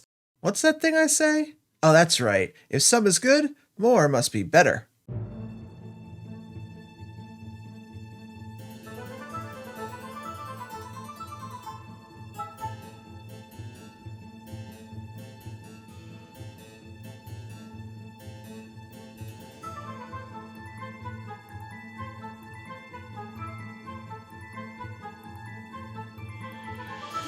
Now we're talking. This thing is now making 160,000 bone meal per hour. That's 92 shulkers of bone meal every hour this runs. That means there are 25 new shulkers of bone meal, and it took just under 17 minutes to get that. I've been bone meal poor for this entire world. The wood skeleton farm doesn't do enough, the small bone meal farm we had doesn't do enough, and the other resources we've had have never given us enough. Finally having enough is such a relief. Let's watch the bone meal come in for a minute. This is real time, by the way. That is so much bone meal coming in. I couldn't be happier. All right, let's keep moving on this. And yes, water spilled out of the chromos. It's fine. I'll fix it later. The next easiest farm to get done is a relocation. I need a way to get red and brown mushrooms, so I've chosen to build ENX04's universal tree farm, but only for mushrooms. The mushrooms will power my red and brown mushroom block farms that I'll build soon. And yes, I know I already have this farm in the world, but I want it here, so I took the time to rebuild it. It's not a complicated build, and honestly, it looks so much better than at its old home on the Mushroom Island. Okay, let's confirm that's working. We should see one TNT explode higher and then another lower. That's the lower, and then that's the higher, the lower, the higher again, and the lower. Yep, looks like that's working. Instead of the usual storage here, I've wired in a dropper system that spits out everything into the main storage. It's only on while the farm is running, so I don't have to listen to the constantly repeating observer ticks. And I guess it also reduces lag a little bit. When I turn it off, the observers disengage and the farm turns off fully. The propagule farm will power the mangrove farm, the mushroom farm will power 2 of our mushroom block farms, and our next project, the nether fungi farm, will power the nether tree farm. This fungi farm is by Collier and produces over 132,000 total items, although I'm deleting quite a lot of that and keeping only about the 18,000 per hour fungi. This is split into 9,000 of both warped and crimson. These rails are my favorite part. Enjoy the torture that Collier put me through here. You can almost see the steam coming out of my ears while I try and figure out how to turn rails that don't actually connect to anything. I'm only messing around. Even though these rails made my brain go burr for a second, they're not really that bad, and we got there kind of quickly. I actually love the cart eating on this. You could do the same setup on a flower farm and it would be just as awesome with wheat seeds being your main drop, but the rest depending on where you put this in the world. And after adding some bone meal, we can test the system out. The top works exactly as you'd expect, and then 3 carts will collect all of the drops. Those get yeeted into the water system below, and then the shulker loaders I set up earlier can collect the fungi and burn the rest of the plants. At the moment I don't have those filters set up, so it's all blocked off though while we test. Oh, can you tell which day I'm recording this on? I was so confused by my particles that I thought I had a texture pack on. What? No, wait. Is that just vanilla tweaks? I can reload the texture pack, I guess. What? That's so weird. What? Nah, it turns out it's fine. It was April Fool's, and that's what happens with vanilla tweaks, I guess. Anyways, it's fine. I filled the fungi farm with bone meal and then Ian's mushroom farm as well. And now you know why we built the bone meal farm early in the episode. We're quickly making great progress through the easy stuff. Propagule farm, mushroom farm, fungi farm, and bone meal farm plus storage all built now. Our next project is the brown mushroom block farm. And this farm is one I first saw Grian use on Hermitcraft. Now normally I don't look to Grian for my technical farm needs, but in this case the designer Jurassics has made Grian a really nice farm that does exactly what it says on the tin.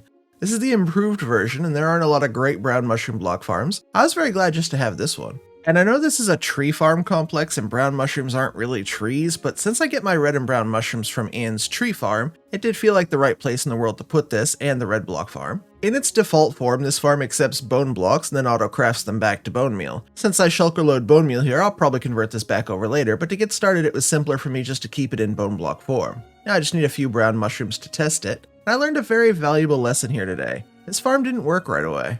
Alright, let's give this a test, see how we go. That's growing, and why am I not moving?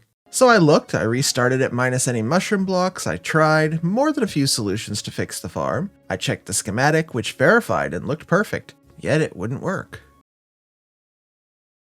So I cleared it out, and let's try it again. Still nothing. A little bit of frustration later. Still nothing.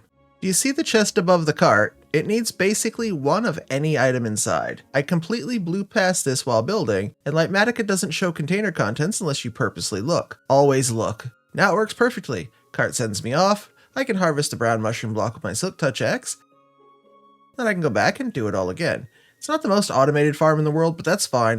It does what I need it to do. One item. Any item. Alright, in between farms I'm often taking the time to run the bone meal farms, stock up on shulkers, and refill farms after running them. And if I know any one thing, it's that you can never have enough bone meal.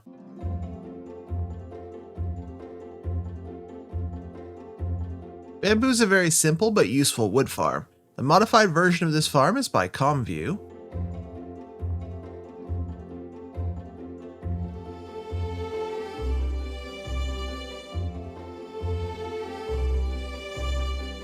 Oh yeah, I figured it out. These are April Fool's particles on Vanilla Tweaks. Yeah, we already said that, Rad. Look at him and his simple mind trying to work it out. Okay, the bamboo farm is done, and you can see I've built 4 bone meal shulker unloaders onto this one. It has some, so let's give this a test. The bamboo is bone mealed, and as it grows, it's instantly broken off by a piston in the back. We'll turn that off, but you can see how much bamboo's already in the water stream. Follows all the way around here and down to where storage is still blocked off. In those few seconds it was on, I already got a full stack of bamboo. The farm will give me over 72,000 bamboo per hour, which should be more than plenty. Blah blah blah, Rad, lots of talking. Let's do a quick cut for this farm then.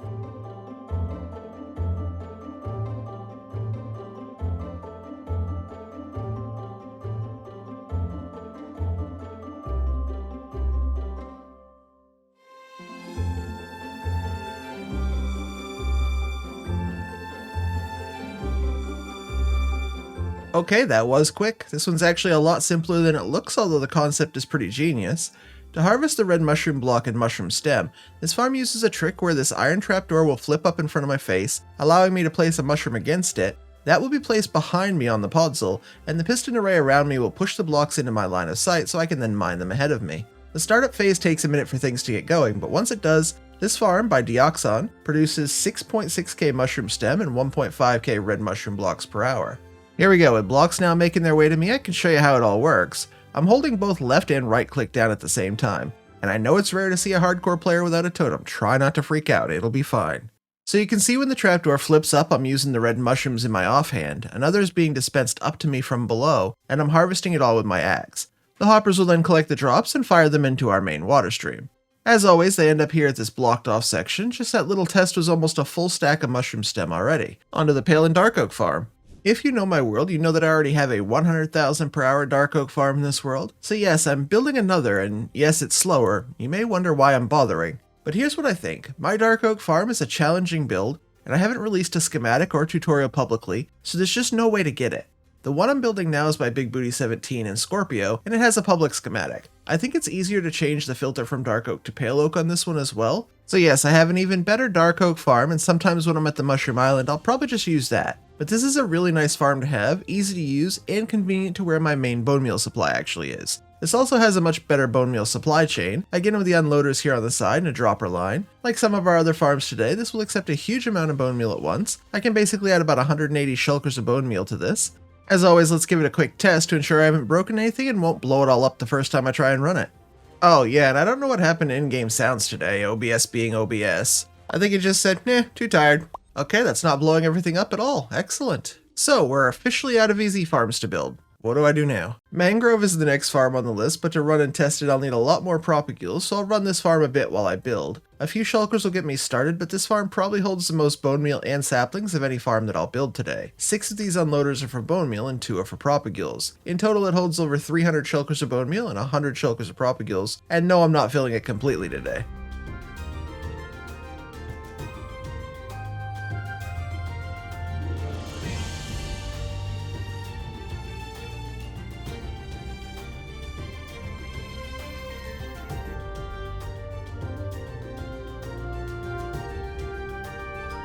The lower half is looking pretty good here. This is definitely the trickiest build so far, but most of the hard work is now done. The shulker unloading and return system is all built and seems right. The minecart that's embedded in the podzol where you place the sapling is sensitive, and a lot of the mechanical bits are here in the bottom. The dispenser will give me new propagules while I'm inside, and even though it does seem to waste some, that's why we built a farm for it. There's a bit left to go, but yeah, this one's getting closer.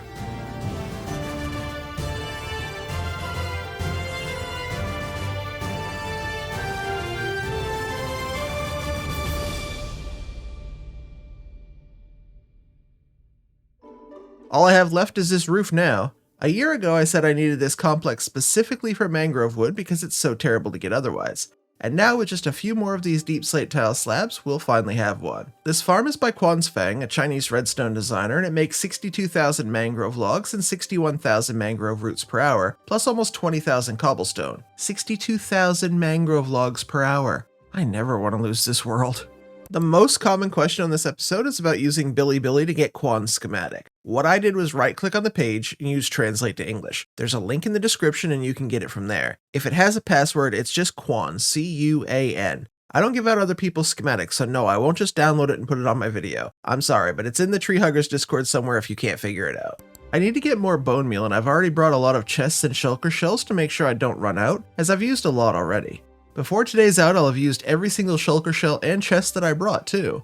I've added some temporary bulk storage here for bone meal. I've earned this for about 1.5 hours while cleaning up and finishing the mangrove farm, and now have just over 100 shulkers of bone meal in storage. I moved some of that up to the farm as well, and it's already well stocked. We have about 10 shulkers of propagules loaded in as well, and I've spent some time moving the build shulkers up to the top glass floor so the materials are more accessible for our last 2 farms. They're more difficult, so anything I can do to ease that pain is going to be very worthwhile. Okay, I've obviously been putting these 2 farms off for the entire video. The Nether Tree Farm and the Universal Tree Farm are by far the 2 most difficult to build. That's all we have left, so let's start with the Nether Tree Farm.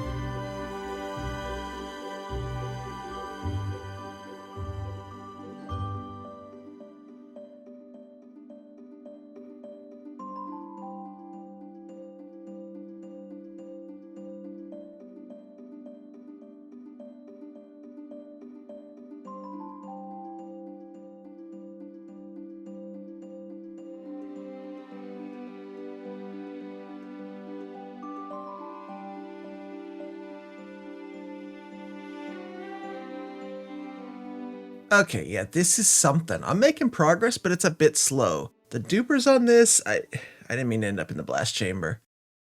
Yeah, this farm's a bit more complex than anything else here so far. There are 4 dupers, 2 blast chambers, a nylium switcher so I can run both tree types, and some fairly complicated until you understand it redstone clocks that require locking repeaters and placing things in a specific order. The dupers and pushers help the TNT timing, which is very fast and very specific because the wood on this farm comes in very fast. The entrance here still needs a door and a bit of work, but there are no blocks to swap the nylium that's running a bit of an interesting circuit, and there's the block swapper down there. I'm about halfway done with this one, but I'm already mentally drained. I may have to come back and finish this one up tomorrow.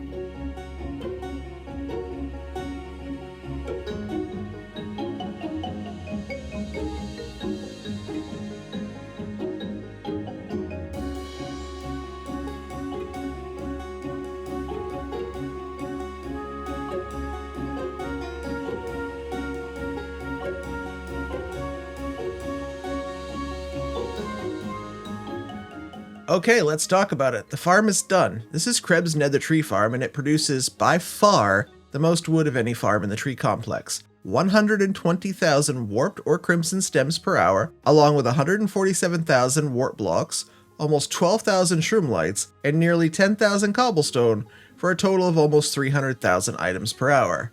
I've gone home to the Mushroom Island to grab the fungi that I had left there. I'll fill these 2 shulkers up and then we can go test the nether tree farm. Oh man, this farm actually worries me. It's very complicated for my smooth brain, and even though I understand what it's doing and how, I still have to hope I haven't missed anything. Once the door opens, we can enter. Alright, now if I aim this below this dispenser and hold right click. There we go. Okay, I only ran this farm for a little while, the shortest possible time, and ended up with over 8 stacks of warped logs. Let's try Crimson. Okay, let's see. Oh god. Let's see what's down here. This is a lot. It seems I got 18 stacks of Crimson, 1.5 stacks of Shroom Lights, and a lot of warp blocks in just a few minutes. I would say that's working, which leaves us with this one. The most technical and complex of all the tree farms today is Plexi's Universal Tree Farm. This will make me anywhere from 60,000 birch logs to 80,000 jungle logs, as well as oak, acacia, spruce, and cherry. I can put it off no longer. Fine, let's go build it.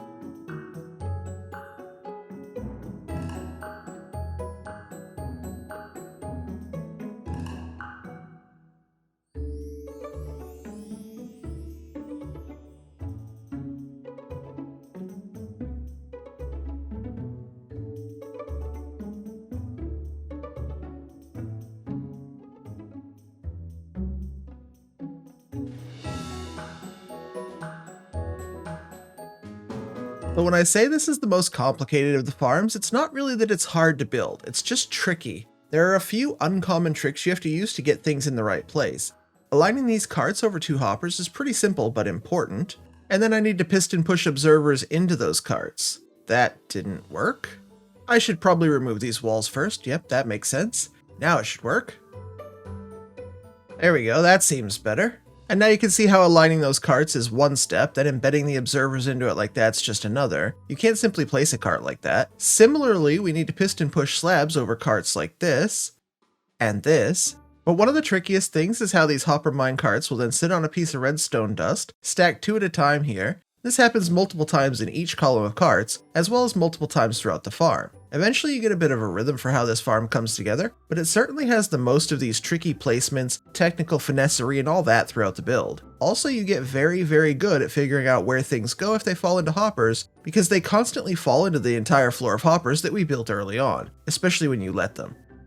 That's enough talking about the UTF. This is the build finally completed. The dupers on this aren't much different or more unique than any of the other ones we saw earlier, and the top wiring isn't too complicated, so once I got past the tricks and carts at the bottom, it was smooth sailing. And where are all those gates and buttons? Yeah, here.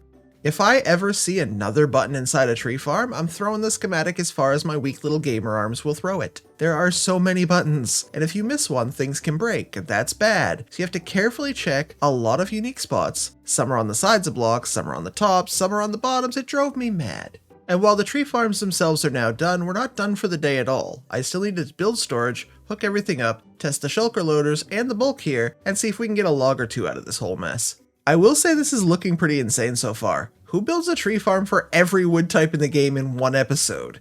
Tech servers? There certainly wouldn't be many areas that rival this, right? At least not in single player hardcore. I suppose before we move on we should test the UTF. Rates for each wood type are on screen now while I start this up, and yes, we get over 79,000 cherry logs per hour here. The dupers seem to be safely working. Yeah, this isn't working right. That's very slow. Inside I wasn't sure what was wrong. I was fairly sure I'd built it to my schematic perfectly. I was very, very, very careful with it. But what can you do? I removed a bunch of the core, replaced it, and tried again. It's not even growing the spruce now. Why? What did I do? It was still broken, so I redid the core again. Let's try, I don't know, acacia. Please work. Yeah, nothing. How about birch? Birch works, but it's really slow. It turns out my schematic was wrong. I had misplaced one observer in the wrong spot while testing and building and learning the farm, and then I saved it while it was broken. I used my schematic instead of Plexi's. Silly me. Oh, look at this. Look how much better this is. It's a lot better. All right, let's test spruce. It wouldn't even work before. Yeah, bingo. Perfect. It's all fixed now. It's looking absolutely perfect. Birch was also fine, and confirmed the farm is working as intended. So yeah, 1 extra observer somewhere in this area, and now we're good. 1 stupid observer, who knew? Anyway, let's build the bulk storage.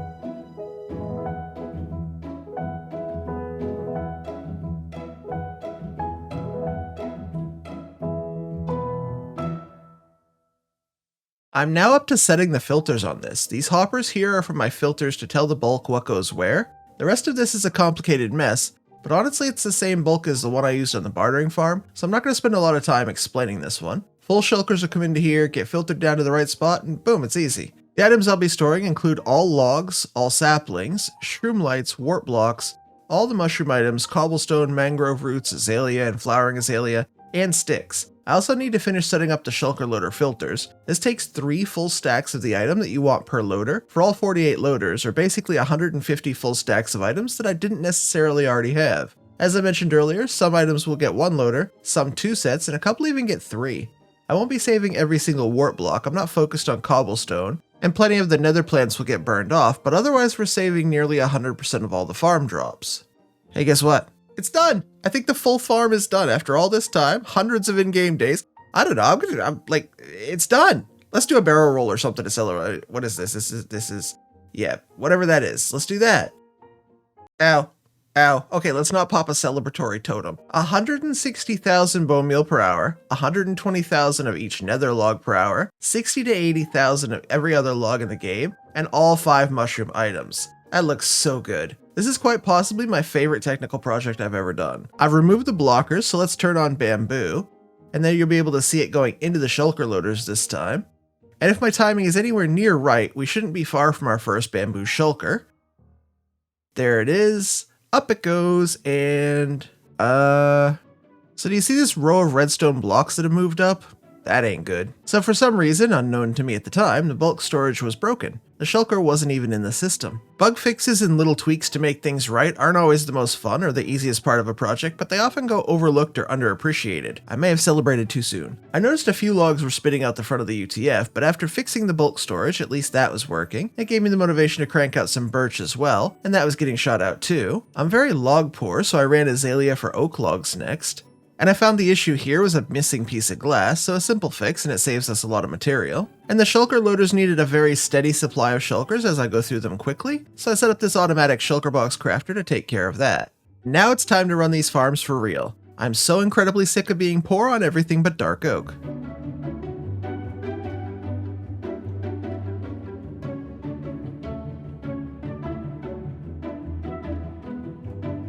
Four shulkers of mangrove logs is certainly more than I've ever owned in any Minecraft world in my entire life, but if you think I'm done, you really don't know me yet.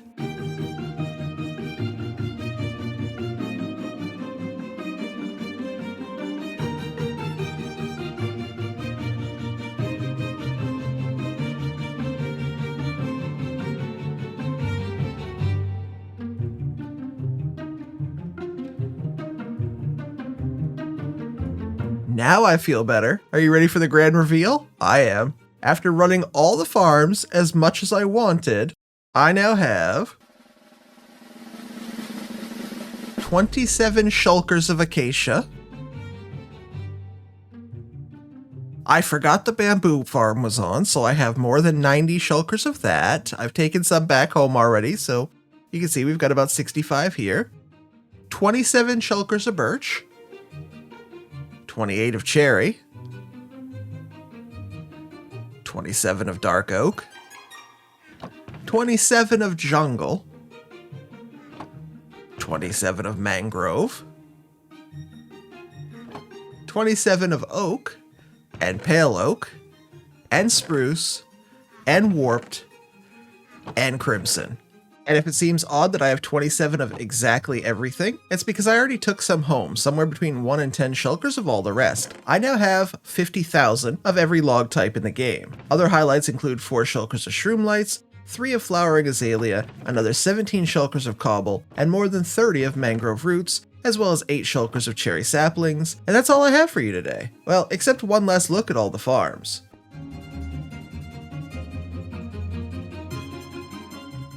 And I'll see you in the next one. Goodbye. Today I'm updating my hardcore world to the brand new 121.5 Spring to Life Minecraft drop before we head out to explore it. The majority of the mods that I use seem to be updated, so we're off to find all the new items, mobs, and even some of the brand new 121.5 farms. This is my current world, last played in 121.4, and let's get into it. The first thing to know about 121.5 for technical players is that if you were using the standard chunk loader by Dark, it's broken. Now I do know they reverted this change in a later snapshot, but they reverted it by saying, we want to address it again in the future. So instead of playing around with whether or not I can keep it, I've chosen to replace my 5 main chunk loaders in a new style. This one will be by Plasma Blade. And you can see that even though the cart's going through and it looks like this one's working for a second, the carts aren't being picked up and it will quickly break. I only have 5 of these, so I know there are people who are going to be in a lot worse shape than me. Mine are for the Gravity Block Duper, Dragon Egg Duper, Iron Farm, Mob Switch, and the Warden Switch. And the new chunk loaders are, in some ways, even better than the old ones, being spawn-proof. They're just not as elegant. They kind of look like a snow globe around your portals. I'll start with the Iron Farm since both sides are super easily accessible. Both chunk loaders here are way above the farm and kill chamber and on platforms for easy building. I wish all 5 were going to be this easy, but I do have 2 that are a bit scarier to work with later. The overworld side for both the mob and warden switches are deep in the ancient cities, with one of them having 75 wardens very nearby.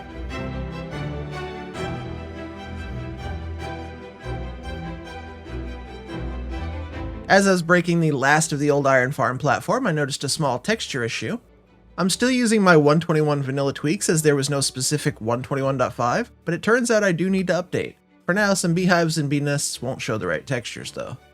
Okay, that was the nether side of Portal 1, let's jump over to the overworld and finish the Iron Farm. And with this chunk loader, a minecart travels repeatedly between the 2 dimensions on this rail. When it comes back, it falls down, bounces back, and then goes through the other side again. And this will keep a 3x3 area loaded around it. It's better than ender pearls for this kind of farm, as I'm keeping a larger area than a single chunk loaded on both the spawn and the kill sides, and there are some technical differences with how ender pearls work, as we found out when I chunk loaded my shulker farm in the end. We can now see the minecart bouncing between dimensions, so it's working properly. And this chunk loader also has an on-off switch on both sides, which I appreciate. 1 down, 4 to go. The next one up is a bit more dangerous. This is my warden switch. Essentially, I keep this chunk loader off most of the time, but when it's on, wardens can't spawn into my world in any ancient city. Feels a little too easy, so I don't use it a lot, but when I built the mob switch, I had to summon over 70 wardens into the world, and I felt it was necessary then to keep me safe from the wardens spawning while I built the tower. I don't actually think it's been on since. Anyway, disabling this should be as easy as removing this sensor, and then I can just work in peace. Looks like the arrow's missing, this wouldn't have worked anyway. This is the chunk loader I need to change here. As I said, these plasma blade loaders are really nice. They're definitely bigger and a bit bulkier than Darks though, and in a few places that meant I had to dig a new area to build them as well. Near the end of this portal rebuild, I made a small mistake in the water, and you can see why this can be a scary one to have to replace. Oh well, that's 1 strike, surely it's fine. After placing this card in, I'll be done here and... Uh-oh. Oh no. So it turns out you need to make these face opposite directions, and I knew that, but I forgot.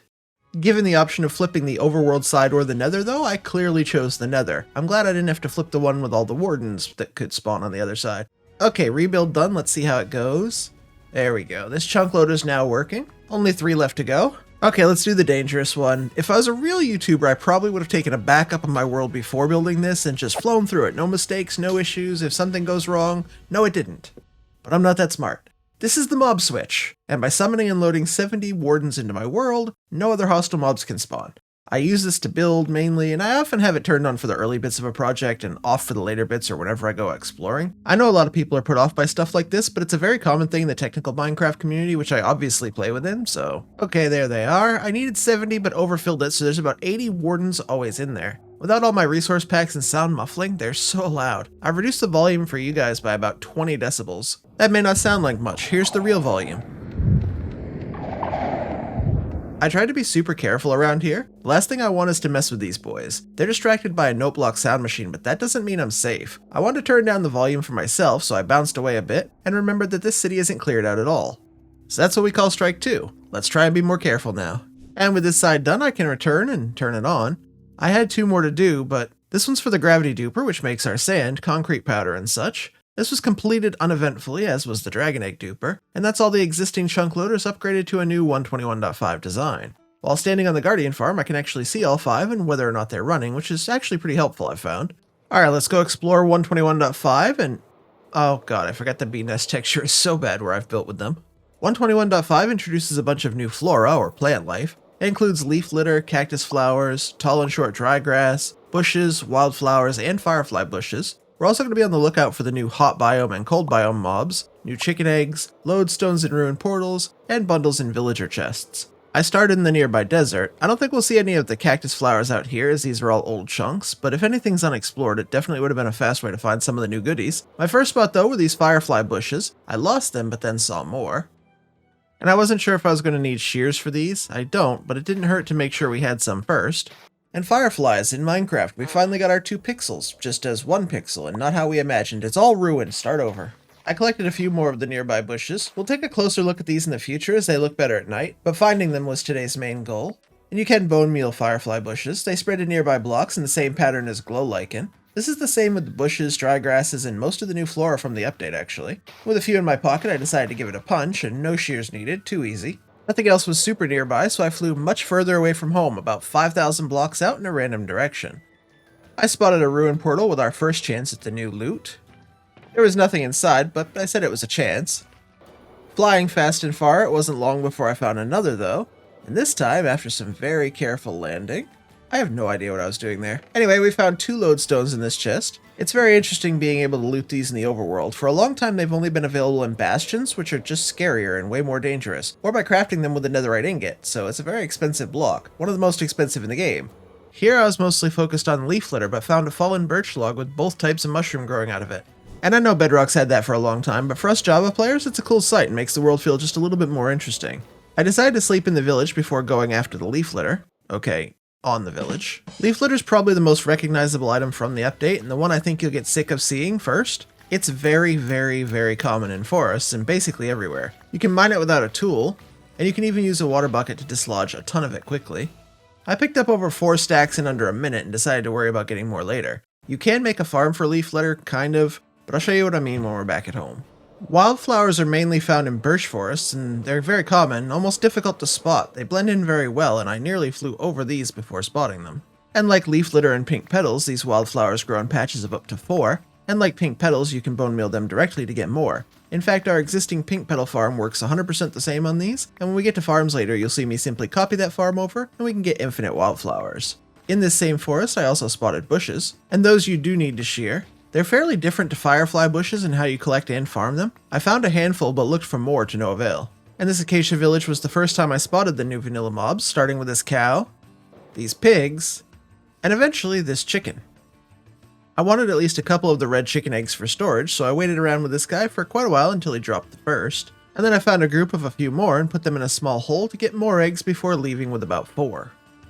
Another ruined portal meant another lodestone. And then finally, after a few thousand more blocks, another desert. And then from here, cactus flowers and dry grasses were given, and yes, we need shears for this part. Let me get some of these to start. I love the cactus flowers, and I want a bunch of these. My plan here is simply to drop a piece of sand next to the cactus, break it all off. That way the cactus flower doesn't fall onto the cactus, which actually destroys it. You can farm these as well, but the farms are very slow, so I want to get at least a half stack before we leave. And bone mealing the small grasses first grows them up and then spreads it out like bushes and firefly bushes as well. Again, shears just smash those, as does a silk touch tool, but I didn't know that at the time. Okay, let's get to work.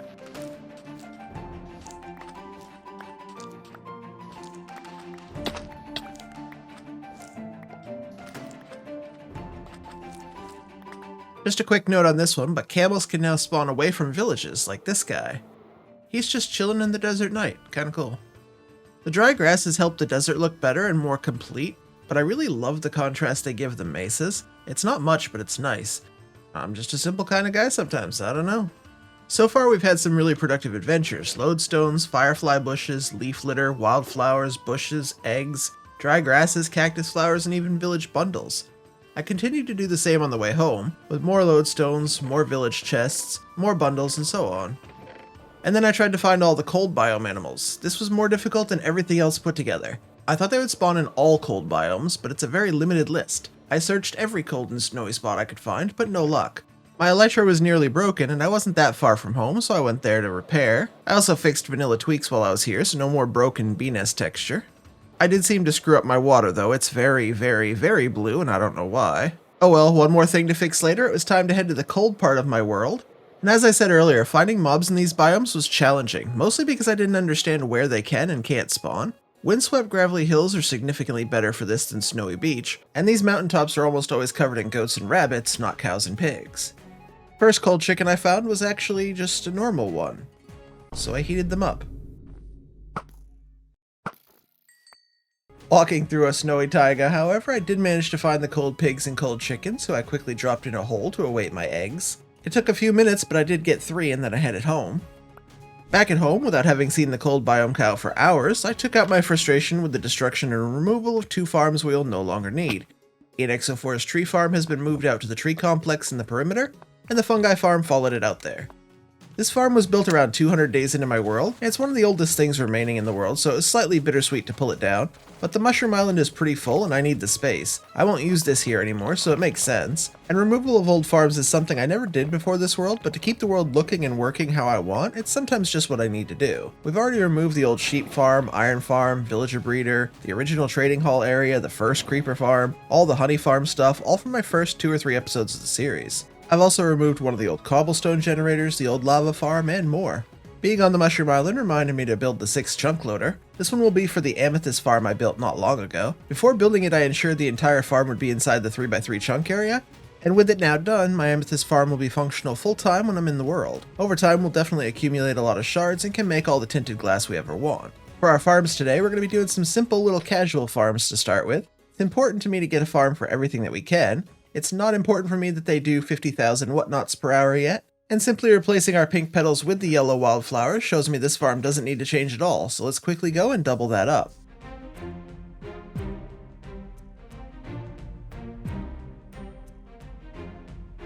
Okay, our wildflower farm is now completely done. What a great 5-second build. I knew this one would be easy. I think for the firefly bush farm, I'm going to use a new farm designed by Mortings. Like everything always is, it'll be in the description.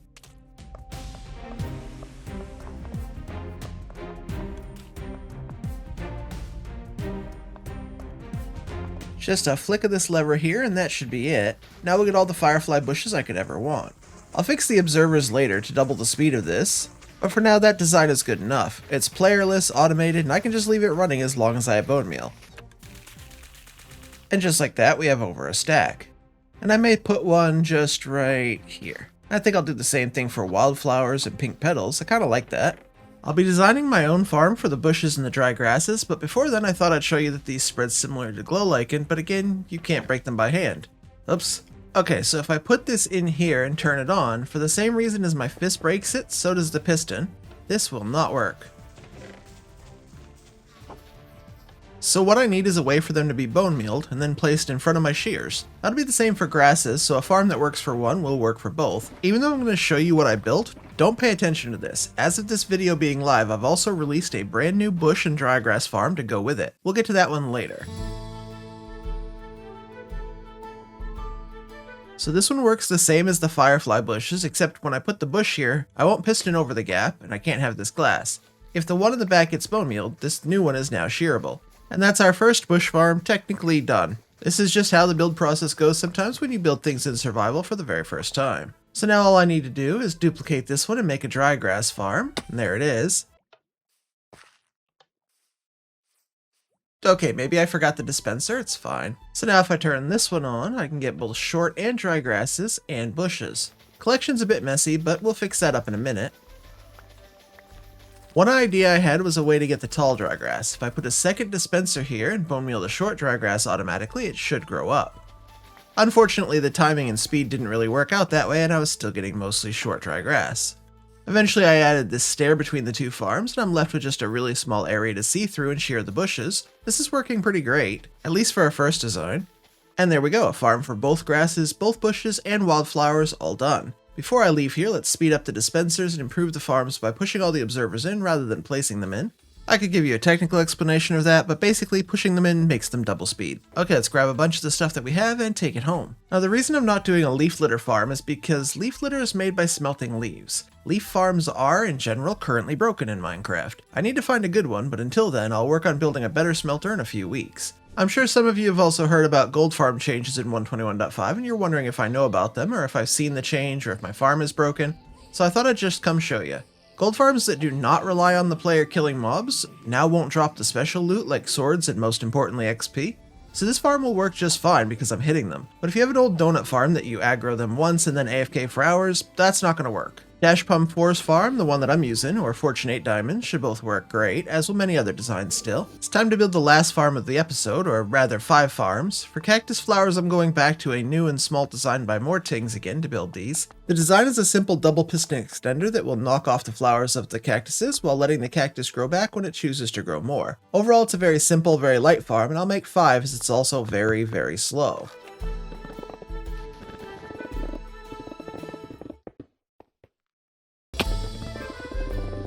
And that should just about do it. These 5 farms will take ages to run, so I won't wait around for now, but they're just below my main storage, so we'll be here all the time. Okay, so while I was finishing this episode, I decided to make my own better bush and dry grass farm. The tutorial is now out at the exact same time as this video. Basically, the farms I made were super easy starter farms, but the new ones will be 4 times faster and hold a lot more bone meal. I'm going to speed through the building of these, but you can build it with the tutorial if you want. It's a block by block example of what to do. Are these perfect now? No. But they're much better than how I was going to leave the episode. Conceptually, instead of mining 1 at a time, or even 2 as I was, I'm going to purpose build this to mine 4 bushes or 4 dry grasses at once down a controlled strip of mud. The mud will let the drops fall through and the hoppers underneath can collect everything. Let's see how we go with this. Oh yeah, as far as I'm aware, mine is the fastest bush and dry grass farm on YouTube currently. We'll see how long that lasts. Okay, that's 1 set of shears, and look, so much faster and way better. Let's quickly build another for the dry grasses. And to make the tall grass, I am using that double dispenser system. If I want to make the short dry grass, I simply let those run out of bone meal or replace them with solid blocks. These are incredibly fast compared to the ones I tried making off the top of my head, that's fine. I also didn't realize you could use a Silk Touch tool here, or I would have been using my pickaxe. The shears get burnt up pretty quickly, but it's fine. I learned. The shears are simple and disposable, but I will use my pick on these going forward. The last thing I want to show you is that you can now fly onto ladders and vines with your elytra. How cool is that? Instead of falling down the ladder like you used to, this is now safe to fly into. In the past, it was possible to fly into the top of a 1 wide hole that had a ladder all the way down and die without the option of saving yourself, or at least pop a totem. You can even fly while crouching like this and stop exactly where you are. And yes, it works with vines. Alright, next time I'm going to build this entire guild district from the city hub all the way up with more than a dozen new buildings as we get closer to finishing the city. That's all for now. I obviously haven't learned my lesson. Goodbye. Today I'm going to add 12 unique builds to my fantasy Asian spawn city. Over the past 3,800 in-game days, I've built 110 different farms and everything you see in this area. From my starter pagoda to the Lego build, the temples, towers, arena, city hub, boats, harbor area, residential district, military zone, floating islands, and Buddha statue. I hope to complete this area before 5,000 days, so we need to do a lot to make that happen. Today's plan is to cover this entire hillside in our guild district, an area spanning from the city hub all the way up to here. We have no time to waste, so let's jump into it. This is awkward. Can we forget this part?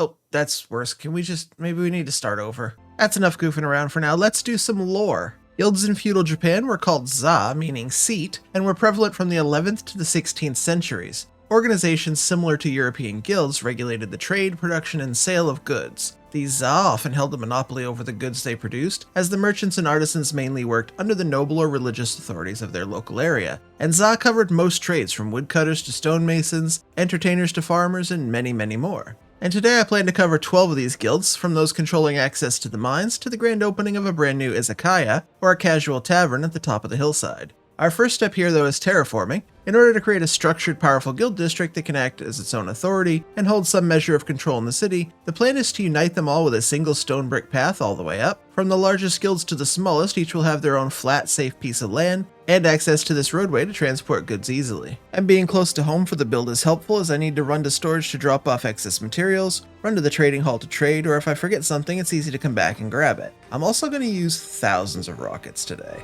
Lore's changed the way I build and play Minecraft entirely, and I can see why people love it so much. Once I figure out the story, I can build to that story and it makes sense in my head. When you try and just build as you go, it feels like more freedom, but it turns out that isn't the easiest way for me to build. I've always given these little historic tidbits and always will, so I hope you find them a bit interesting as we explore the context behind some of my builds.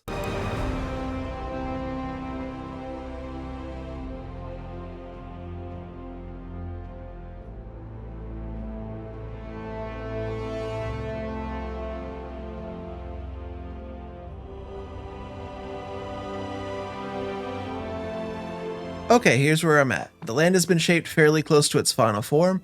There are flat, grassy areas to put each of the 12 builds on, and the path I outlined ages ago is finally going to look like a proper road. I need it to be wide enough to accommodate foot and cart traffic and still give each build space. At the end of the day, I'll also fill in the holes in the mountain and make it look nicer. And during breaks in between builds, I'll take the time to repair at my villager hall, mostly trading iron for emeralds and emeralds for either quartz blocks or bottles of XP. If you're interested in the stats side of it, I've now traded with villagers over 84,000 times.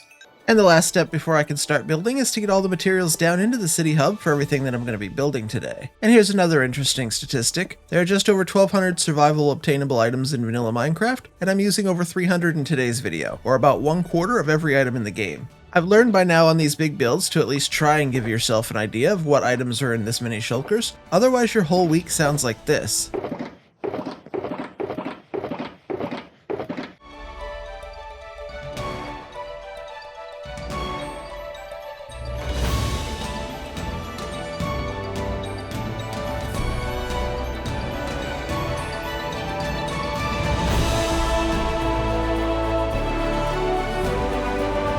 With over 2/3 of the road in, let's take a quick look. You can see some of the flatter areas and the ones that are already prepared for builds. I think over here I'll put some sort of water feature coming out of the mountain, so I marked it with mossy stone bricks. And once the initial road was in, I compared it to my only other attempt at something like this. My first road path up a mountain like this was this jarring, a bit out of place, and lacked any smoothness. I'll need to fix this up later. I'm not yet fully happy with the lower portion of today's, but it's a measurable improvement in every other way. Just this bottom needs fixing. It looks like it's inside out or something. I'm not sure.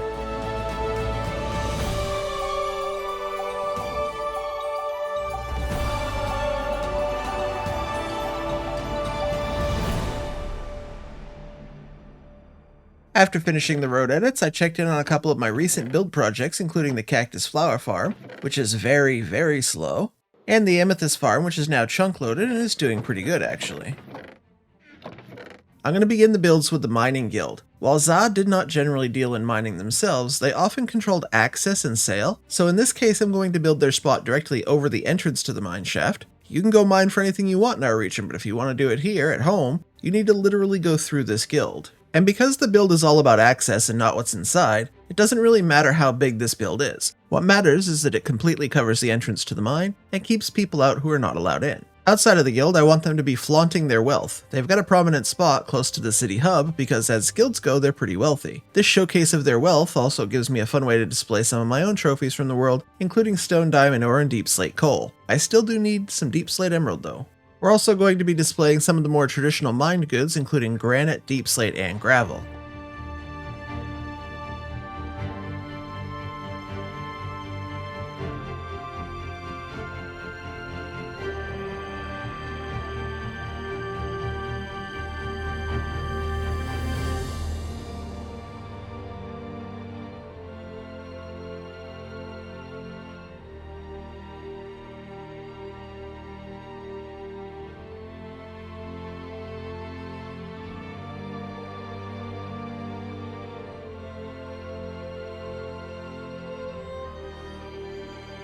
I'm going to add a few clay pots to finish this up, but essentially this is what I'm after. When you approach the guild, you can see it's built into the ground around it. There's no way around them except to go through. And when you do enter, it's a plain build so far, but the mineshaft entrance is the most prominent bit.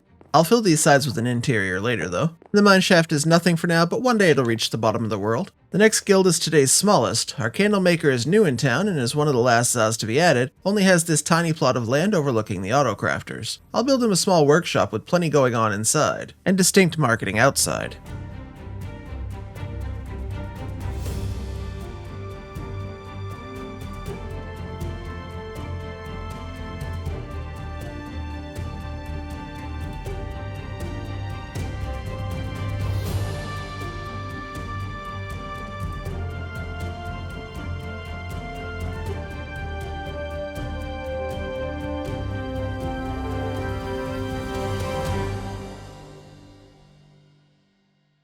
Lore-wise, the candlemaker decides to use his friendships formed on the harbor to trade for some of the banners. Showing off his custom candles above each colored banner will drive traffic to his tiny shop, and this must be him here. His entrance is adorned with more candles and the wide doorway hiding the tiny room that he works in well. Inside, though, is a fully decorated interior with storage, candle wax, and a ball of string, a boiler to melt things, cauldron to mix them up, storage for parts, and a workstation to assemble. It's cozy and probably a bit too hot inside, but he'll make do for now and has a great view. If you remember, his shop is next door to the Shepherd's Banner and Wool one on the harbour dock, and the lore stays consistent as he's making friends with his neighbours, and down here he also has just a little small sales booth. Medicine and healing in a fantasy feudal era is very basic. Keep in mind that this era that I'm covering is something like 200 to 400 years before the bubonic plague killed 50 million people in Europe alone. Even through the 16 and 1700s, doctors routinely made house calls. So this guild is more of a place for those who need a bit of out-of-home care, not a full at-home treatment. The beds are going to be on the floor so it's easier to get people laid into them, and the big open-air windows provide circulation and airflow so the sickness doesn't stay inside with them. I'll add a little desk and some storage for supplies, but even though the healers of the city have this guild house, it's not their primary place of actual work.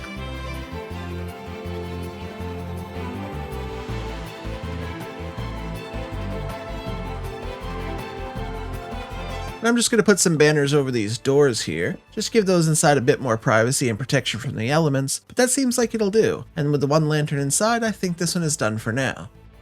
Although most Za did not have a lot of influence, power, or even money in the feudal age, with most of it going back to the nobles who supported them and the merchants even sometimes seen as the lower classes, we're dealing with the later end of that time period here, and they've started to gather a bit of influence and money simply through their trade and their necessary skills. One of those very necessary skills is with our next trade, the Shepherd. As our keepers of sheep and wool, this guild is responsible for clothing, bedding, signs, banners, artwork, as well as many string products like fishing rods and candle wicks. When we repopulate the city with villagers and livestock, I'll move his sheep in, but for now I'll create a nice pen out back, a couple of water troughs, some wheat in a little garden to feed them, and hay bales nearby, and in a pinch they can get more from the farmers, but it's better for them if they grow their own food. This build's inspired by a photo I found while researching, and I think it fits the Shepherd well because of the raised main floor.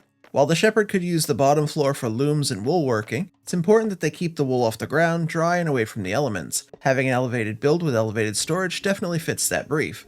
And that roof piece is unique and interesting. I have nothing like it in the city, so I was excited to try and replicate it.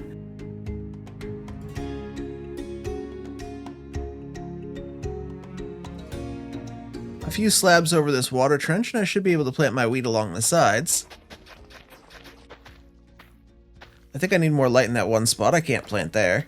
Okay, let's take a look at the reference photo one more time. I didn't try and copy it, but rather try to make my own version of it. I know I've gone with different windows and no dark prismarine roof, but this matches my city and my own architecture closer. I did keep the yellow and red lighting and did my best on the elevated roof trims and had a lot of fun using things like note blocks in the build. And on the back I've gone quite simple, much like the reference photo. I do like the way the fences and open fence gates look here and may use this in other places in the city. The stonemasons are probably the most powerful and wealthy guild in the city, although possibly behind the blacksmith and farmers who provide tools, weapons, armor, and food. But the city's main buildings, defenses, temples, roads, and walls are all made from our stonemason guild. They're so powerful that they've secured 2 separate buildings to showcase what they can do for the city. The first of these is their brick workshop. This will be where they do clay work, pottery, bricks, and more. And just opposite this building will be a taller, more robust stone base tower. And this will showcase their heavy stonework and defensive capabilities for the military, as well as providing a very large storeroom for anything they need. And with the stonemason tower nearly done, I wanted to add a special old school touch to it. I figured these redstone lamps would light the top perfectly. I remember doing this kind of thing in a lighthouse in my early Minecraft world, so it felt like a fun callback to do it here in a much more detailed, much better build. For the very top, I tested a lot of different combinations to get those little knobs you see sometimes on old Asian architecture. They're called lotus bud finials, and a closed bud was the most common. In the end, I found that a dragon egg held up by an anvil was the best way to achieve this rounded lotus bud look. When we do the 100,000 eggs sand drop, someone remind me that I left one on this roof, okay?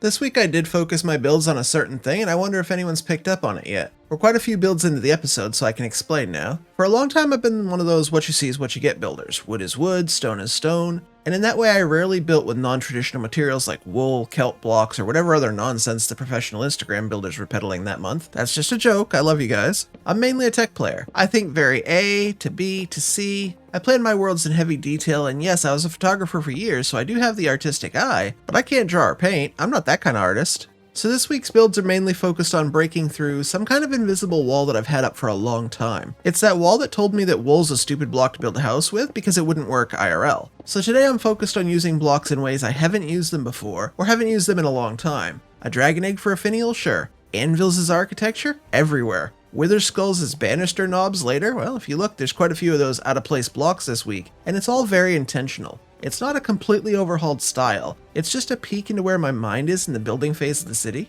And I'm ready to do some really good gradient shading. I'm ready to do a lot more of the stuff that I used to call nonsense. I realize it isn't about the material, it's about how the builds look, and I want to nail that look for the finished city. And as we complete the blacksmith in the background of this tangent, I guess I'll just say that it's important to have really clear goals. And if you do, how you achieve them is completely up to you. In a roundabout way, I learned that from Fwip recently, though I'm not going to give context to that statement at all. Okay, time-wise, I feel like we're starting to run behind where I want to be, so let's do a quick little water feature here, YouTuber style. There we go.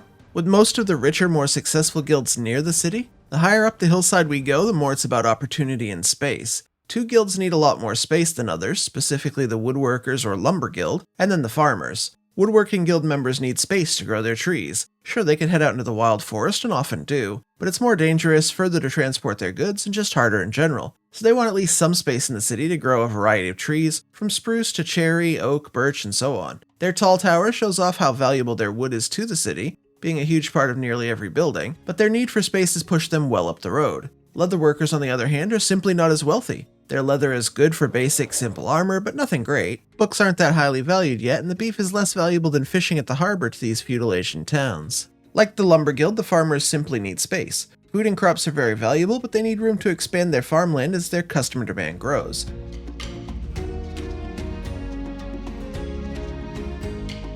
The open shop I'm giving them is more in line with a farmer's market stall field than a stone and wood guild house, but what they lack in structure is more than made up for in direct sales. And I have room to expand a wheat field here as large as I want. The carts here and on the docks are easy ways for them to transport from a further distance away as well.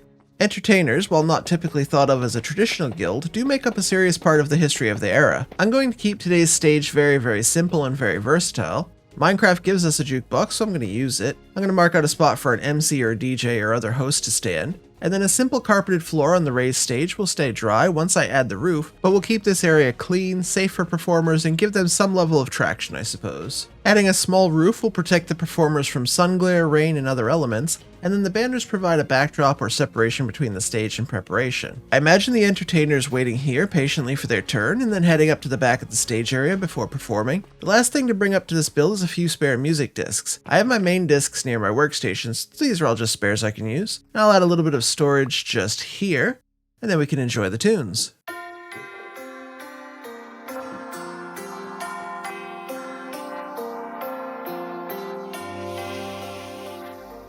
Don't judge me, I see you.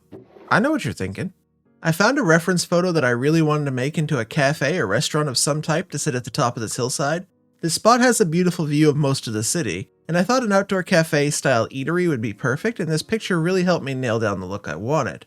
My main concern was putting a restaurant into feudal Japan. Even if this area is a bit of mix of styles, a bit of fantasy, and I can technically add whatever I want, I know the historians are already losing their minds over how I combine and misuse builds. But I'm trying. And it's fantasy, so everything is fair game, right? Well, I did my research, as I always do, and I found evidence of these izakaya, or drink taverns, as far back as the early 700s. That's hundreds of years before my city is meant to exist, so this isn't just pure fantasy. It's actually historically, well, I won't say accurate. Let's go with historically plausible. The full development of izakaya began in the early 1600s, but it's very likely that sake barrels, stools, and other seating arrangements allowed for public food and drink well before that. That was all I needed to take my ideas seriously and create what I think is one of my favorite new builds. Okay, I'm not yet over wandering traders selling enchanted picks, buying items, and even having invis pots. Let's sleep before taking a good look at the progress.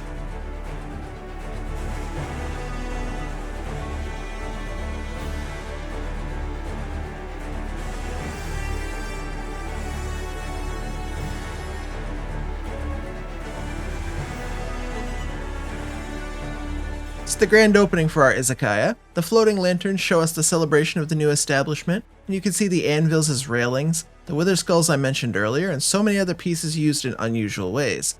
Mushroom block walls, daylight sensors as low tables, and vines as chandeliers bring it all together. Downstairs, the heavily trampled and muddy area heads into the kitchens and stockrooms, and you can see plenty of unopened boxes still waiting to be unpacked here. And I know the lore goes hard in this episode. For me, telling the story of the city is the main thing here. I've gone back now and added a lot more detail. Fallen trees, log piles, and big stumps around the lumber camp. with some custom trees, a small field of wheat behind the farmer's stall, and there's a lot more to go here in the future. I love how this city's turning out, and I hope you're enjoying it as well. There's still a lot of work yet to go. I want to plant large fields of wheat, the main city builds, big custom trees, decor, and final touches before we're done here, and I want it all done by 5,000 days. But with the residences in, the guilds now finished, the harbor and military both done, and plenty of our largest builds in the area, I'm starting to see a very clear finish line. And here's the updated map. Today I built 12 unique builds into the city, all with their own purpose, meaning, history, and lore. From the tiny candlemaker, the rich miners and stonemasons, all the way up to the beautiful izakaya overlooking the city. It's been quite a lot of work and very rewarding to see it all come together. Next episode, I'm going to build a ton of useful farms before seeing the sun come up on day 4000. I'll see you then. Goodbye.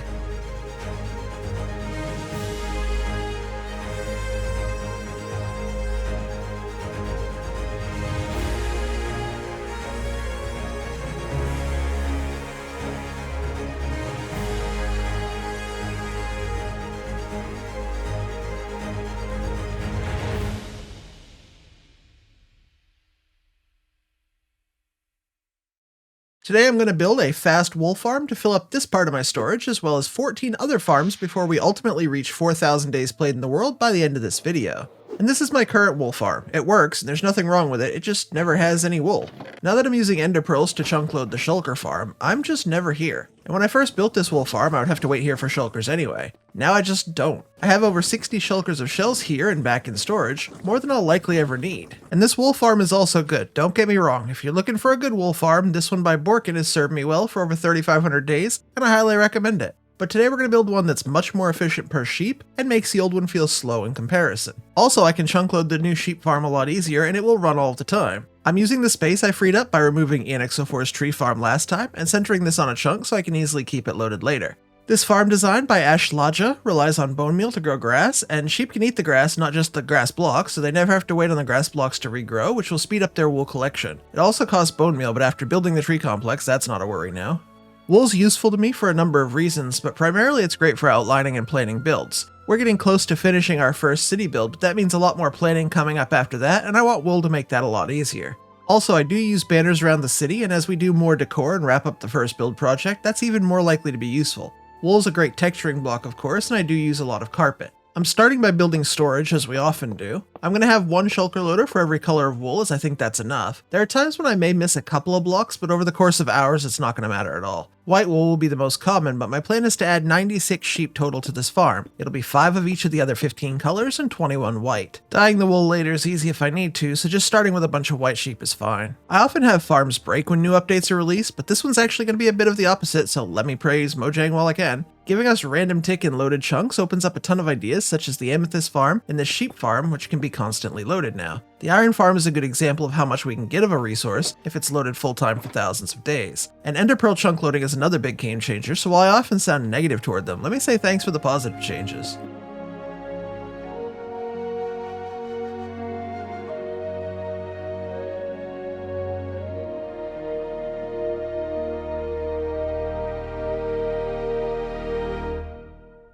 I'm nearly done building this part of the farm, though there's still plenty to be done. Why is this? What? Wait.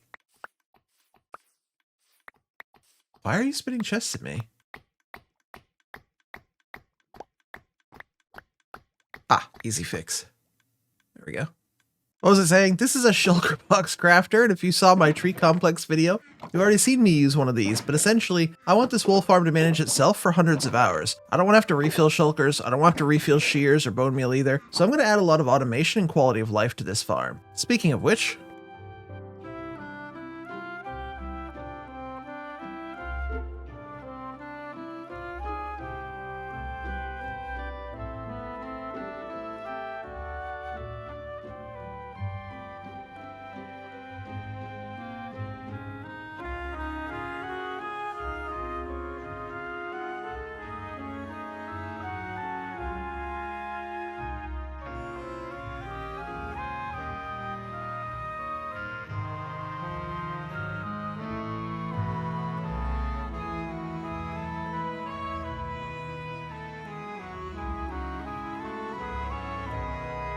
my goal now is basically to drop sheep into these holes here. There will be 24 per pod, and there are 4 total pods, but I have 0 total sheep.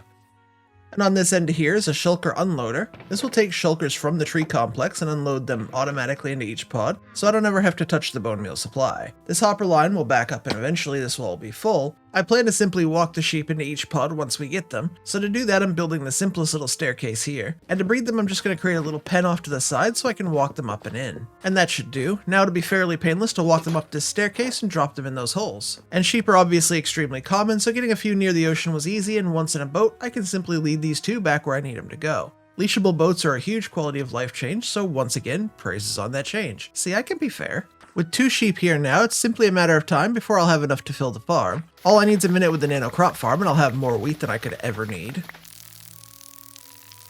I think the next part of what happened is understandable. While waiting in between breedings, there isn't a lot to do, so I started cleaning up the island a bit and preparing for our future. The first goal was to remove the old stone and cobblestone generator, and then run a bunch of farms in the area. Another breeding, and then another farm to run, this time the dry grasses, bushes, glowberries, and even the cobblestone farm. It's not very often I get to run this, so when I do, I try to really enjoy it.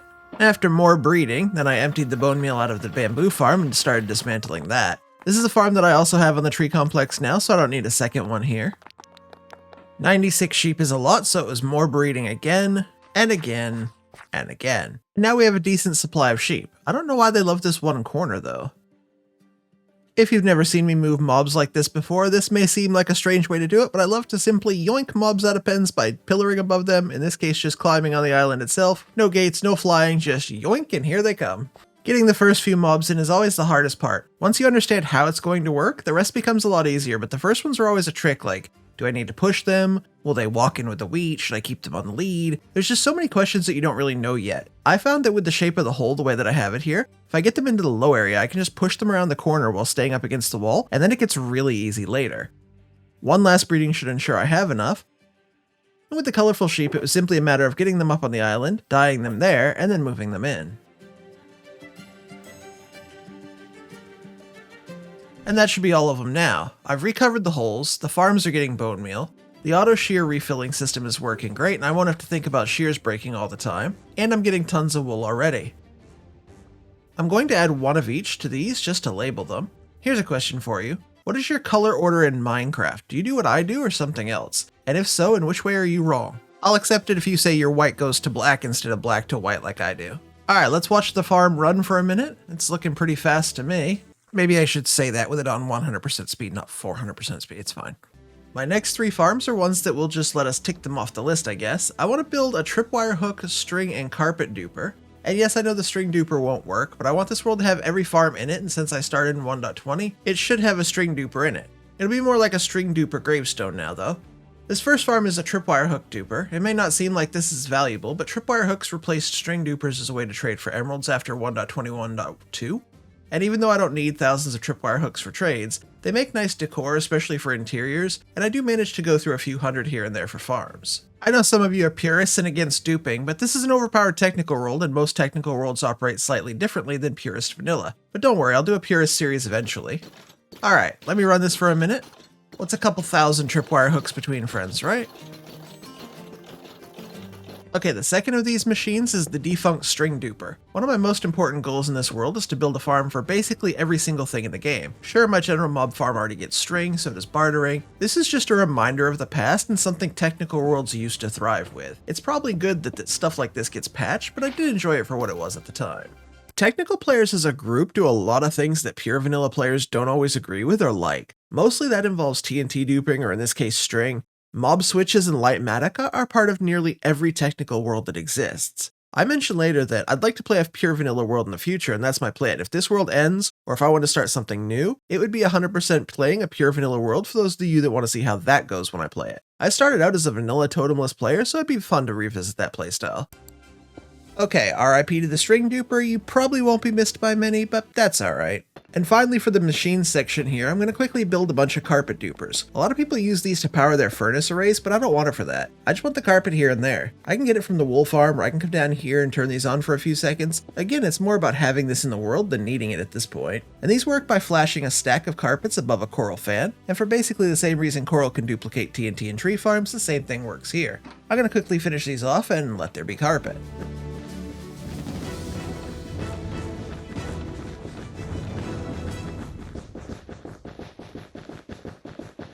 For the rest of today's projects, we're moving into what I would call decor farms. With our main city being hopefully completed over the coming episodes, it's important to me that I have a lot of renewable decorative blocks for when I get to the city's final touches. The first of these is going to be a warped and crimson nylium farm. With this farm, I can bone meal the netherrack that I'd get from, say, ancient debris hunting and turn it straight into either nylium type. And while I probably won't use a lot of warped nylium in the city, the red from the crimson could definitely come in handy. It's not an overly complicated machine, but it drops me more netherrack back as I convert the one in my hand, and I can silk touch that and get the nylium. And like a lot of farms today, this requires a bunch of bone meal, so it wasn't really a smart build until after I had the incredible bone meal farm, but now that we have that at the tree complex, it's great. Alright, let's give this a flick, and then we have, well, once I figure out how does this work?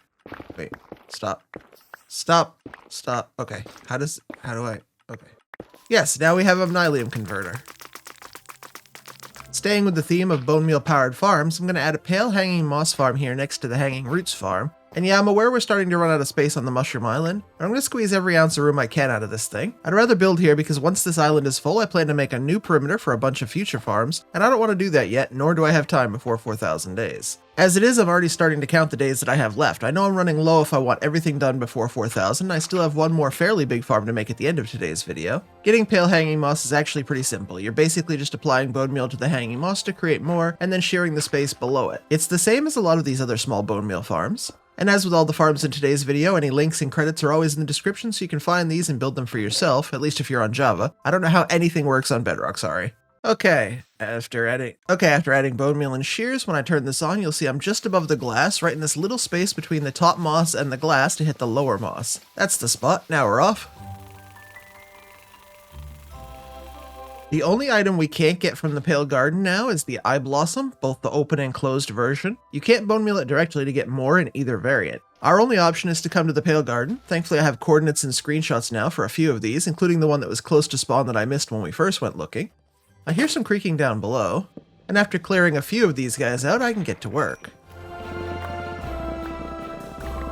So getting Eye Blossoms is actually pretty easy once you're in a Pale Garden. I've used this flower farm design at least 6 times in the world so far, probably more. It's by Nevermind Flame, and I first found it in ENXO4's tree farm video to use as my nether fungi farm. And it works exactly the same here as it does in our Blue Orchid, Lily of the Valley, and Tulip farms. I can make this off of the top of my head in seconds at this point, as long as the land around me is cooperating. And from the bone meal dispenser, I always run a line of hoppers into the back here. This farm produces excess wheat seeds and needs the bone meal refilled, so I'll add a barrel for direct bone meal, as well as later a composter setup for the seeds. And then it's just the redstone bits. Block there, some redstone dust going in this way into this block, and behind here, another redstone line, going up to this solid block here. We're going to put a comparator on subtract here and put a lever behind it, and it should work. And now as long as that dispenser has bone meal, it's going to be good. This farm isn't loud, I've only turned it down 80%. Okay, let's collect all the drops now, fix up the bone meal setup, and then throw these wheat seeds in to be composted. And then flick that. Now at night you'll see the Eye Blossoms open. I wanted to test and then show you that even if you run the farm at night and it produces the open ones, the ones that drop are still closed. You can punch the open ones to collect them, so that works, but you aren't getting those automatically. And you can see that I've collected a few of the open, but mainly it's all the closed Eye Blossoms.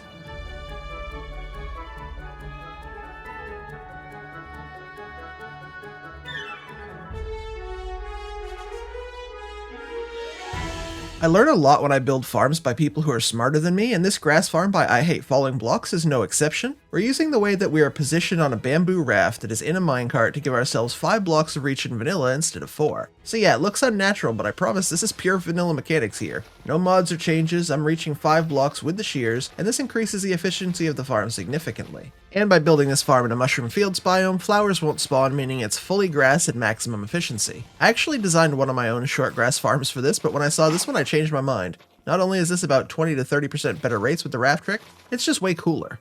And grass may not seem like the most necessary farm, but there's no way I want to go around my city bone mealing, then removing flowers, removing grass that I don't want and all that. It's actually way easier, more controlled, and saves a ton of time to just plant the grass you do want exactly where you want it. And while that was a pretty nice little farm by I Hate Falling Blocks, this next one of theirs is super clever.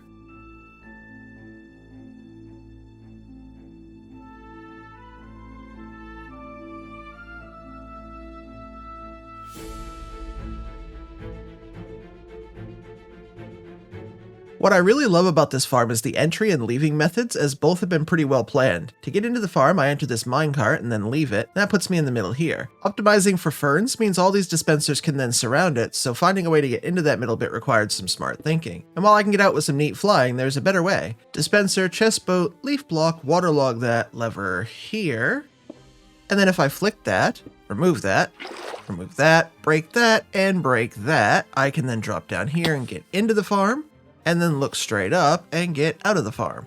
And why do I think that all matters? Well, because it doubles as bone meal refilling for the entire farm at the same time. Told you, it's clever. Alright, let's run this. Why are my dispensers not dispensing? Ah, there's a second lever. I'm also super clever. Now let's get some ferns. Not that this farm is incredibly loud or anything, but how about I muffle the sounds a little bit? This mod is called Extreme Sound Muffler, and if you aren't using it, I don't understand why not. It makes the gold farm, enderman farms, 6x shulker loaders, and shulker farms bearable at all. Okay, back to this. Okay, yeah, I'll need to add storage to this later. I haven't done that part yet. Oops. That was 9 stacks of that, and very fast, so we're good for now. And with the majority of these farms taking a lot of bone meal to run, it was time for a quick detour to the tree complex to load it back up. Looks like I have about 70 shulkers of bone meal, and while that probably feels like a lot, it won't by the end of the video, as we'll have used at least that much to start and load the remaining farms. While I compressed this into bone blocks to make transporting it back easier, I also ran the farm for even more. And since I'm asked every time I do this on camera, the mod for throwing everything out like this is item scroller. I know there's a better hotkey than the way I do it, this is just habit and it's easiest for me. For my next farm, I need some potions, and while I do have 16 auto potion brewers in my storage, they're all set to other recipes, so I decided a little home renovation would be okay for now. Adding a brewer here let me get a full shulker of 2 potions I'm going to need for the next farm, Infestation and Weaving. The next farm is going to be a cobweb farm, and I'm excited for this one. I actually really enjoy cobwebs, and not only are they great for item alignment in farms and storages, they're also used in the city for decor already, especially around the waterfall. I'd love to have an automatic cobweb farm now that the potion makes them renewable. I saw this simple looking tutorial that basically copied out the SB737 cobweb farm, but, well, I don't know, let's get into it, you'll see. I love how easy this farm looks. It was a few hoppers, some mud, a campfire surrounded by fences. You drop armadillos or allays in to take damage after being splashed with the infestation potion, splash the silverfish with the weaving potion, and then kill them by hitting an armor stand. It's a really simple concept. I decided to go with allays, and breeding them is nothing if not a bit of fun. Yeah, apparently I just like this one music disc as well. I seem to use it every time I need to do this.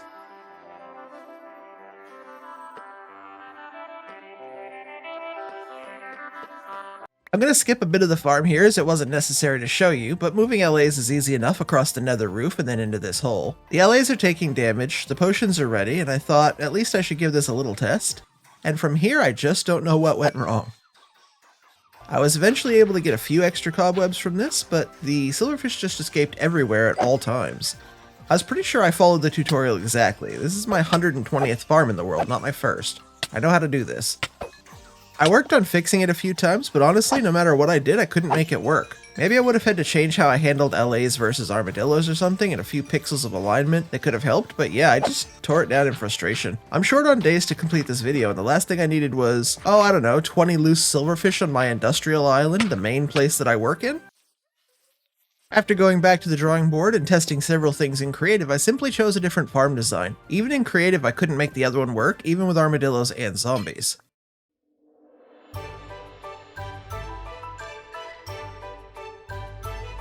This farm is by Matt. That's his Discord name. I'll link it. Anyways, the farm probably needs a bit of rewiring as you'll see, but inside is really simple and kind of funny. The water stream pushes you back and forth, and when you get to the other side, you're simply activating a different one that turns the first side off and pushes you back like this. It's kind of smart as you need to be moving very slowly inside this farm, but this one little trick with the water streams makes the entire thing fully AFKable. Let's get it done. We've still got a ton of work to do. What even is this video?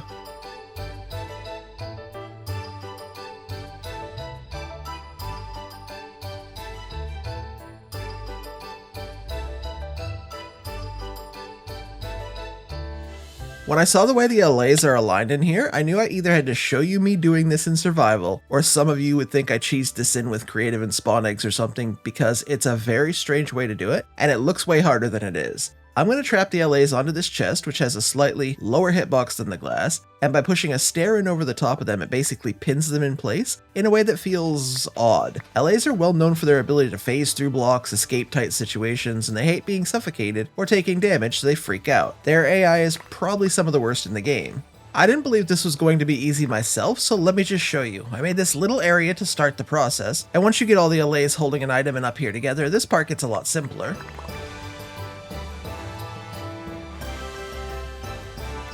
Okay, I said simpler, not simple. They're still LAs. They do what they want to do. Okay, let's push this closing block down one, and you can see they're just on the chest near the stairs. Okay, if they escape at this point, it's at least what I expected. It's fine, let's do this. Okay, when I remove this block, one of two things happens. One is good, one is a lot less good. Okay, they aren't leaving immediately. I think it worked. That was surprisingly easier than I thought. With the hard part out of the way, the rest of this went smoothly. A water bucket here is how we'll damage the LAs. Infestation will spawn silverfish that get pushed down the water and over this trapdoor. And when they accumulate on the trapdoor, the timing on this clock will splash them with a weaving potion before the trapdoor opens to drop them into and through the lava. They'll be on fire, but see me on the other side of the farm, so they're going to run at me, and about 3/4 the way over, they'll die, exploding into cobwebs as they do. And I'm on the other side, mining the cobwebs away, back and forth as we saw before. Alright, let's fill this up with infestation up here, and then weaving back in this dispenser. And we can now see if my long cobweb nightmare is over. You can hear the LAs taking damage from the water and the silverfish are spawning. Having this on the Mushroom Island works because even if the silverfish escape, there are no blocks they can really burrow into and no damage they can really do. And there we go, they've dropped through on fire and boom, exploded into cobwebs. I'll mine those up quickly and we can test a few cycles of this with the F3 and T trick. One thing I really like about this farm is the timings. You'll see that each time I get close to clearing all of the cobwebs, the next batch will come through. This gives me the maximum time to spawn the silverfish in, and then the perfect timing to drop them down and let it run. Let's take a look.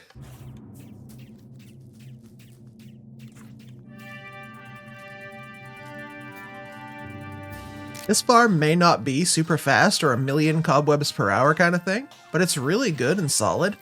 The multiple clocks and whatnot is a bit much, but this is a super chill, easy farm to run, and it gets me a whole new resource. I wish efficiency shears did more on cobwebs, but sadly they're not even worth using here. Let me turn this clock off, and then if we fly up, I can turn off the water to the LAs. Sometimes in LA-powered farms, the LAs die because they desync during chunk loading, but since this will be off during that, they should stay in place and not die here. And we ended up with nearly 7 stacks of cobwebs from that, a good return for how much we ran it. I'll set up a couple more custom brewers one day to power this though. Our next bone meal powered farm is one for torch flowers. I have tens of thousands of torch flower seeds, but have never had a farm to use them in. The sniffers below my storage have been loaded for over 3,000 days and constantly give me more. So today I'm going to build this little micro farm that gets me thousands of torch flowers per hour back. Let's build this one quickly.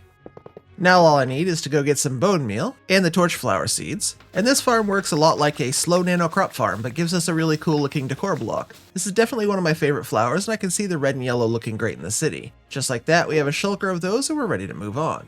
For the next 2 farms, I couldn't find one I liked, so I made my own. These are going to be for weeping and twisting nether vines and work a lot like my bamboo farm design does. Drops will mostly fall into the mud and get collected, and while this isn't fully lossless or max speed, blah blah blah blah blah, it's for weeping vines. We're gonna be fine. It's not like it's for cobblestone or iron. Just give me 2 seconds. 1 Mississippi, 2 Mississippi. Done. Let's add some bone meal. Very simple, very quick farm to build that doesn't require basically any brain power at all. Weeping and twisting vines.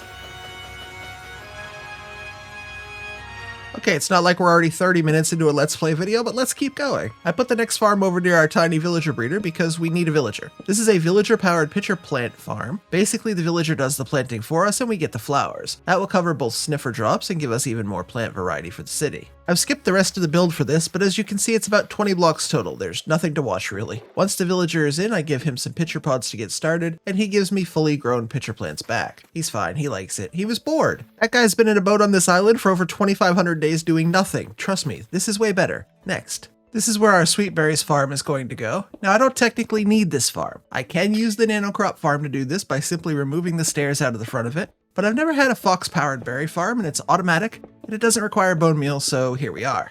What I'm going to do is create a rail track on this layer, power the powered rails from below on the solid blocks, and then fill it with glass. The cart will collect from the berries above, and the redstone for this unloader will make the cart stop until it's empty on each run. The foxes themselves will be on the slabs above the berries, where they could surprisingly still harvest them but stay out of the berries themselves. A roof above that keeps them all in, and this one should be fairly straightforward. And then I'm going to leash the first two to this fence post while I build the rest of the roof, and then I can break that from outside. With this taiga and the surrounding forest up against the ocean, I didn't expect this to be much trouble.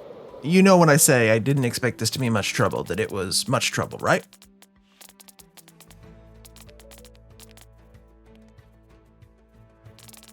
In this entire huge taiga and the surrounding forest, I found a grand total of 2 foxes. This one was tucked into the edge here and couldn't run away, but he was really hard to spot. Once home and leashed, I could head out to find the second, and it took me nearly the rest of the Minecraft night to find this one, but down in a ravine, once again hard to spot on the surface, was fox number 2. Now I could probably run the farm with 1, but that's no fun and pretty lonely for that poor fox. Having 2 means I can also breed them if I want more speed in the farm, and let's be honest, when don't I? But having 2 back means I can finish the roof, breed them, and remove the fence post. Pretty soon I had 4, and trust me, that's way more than enough.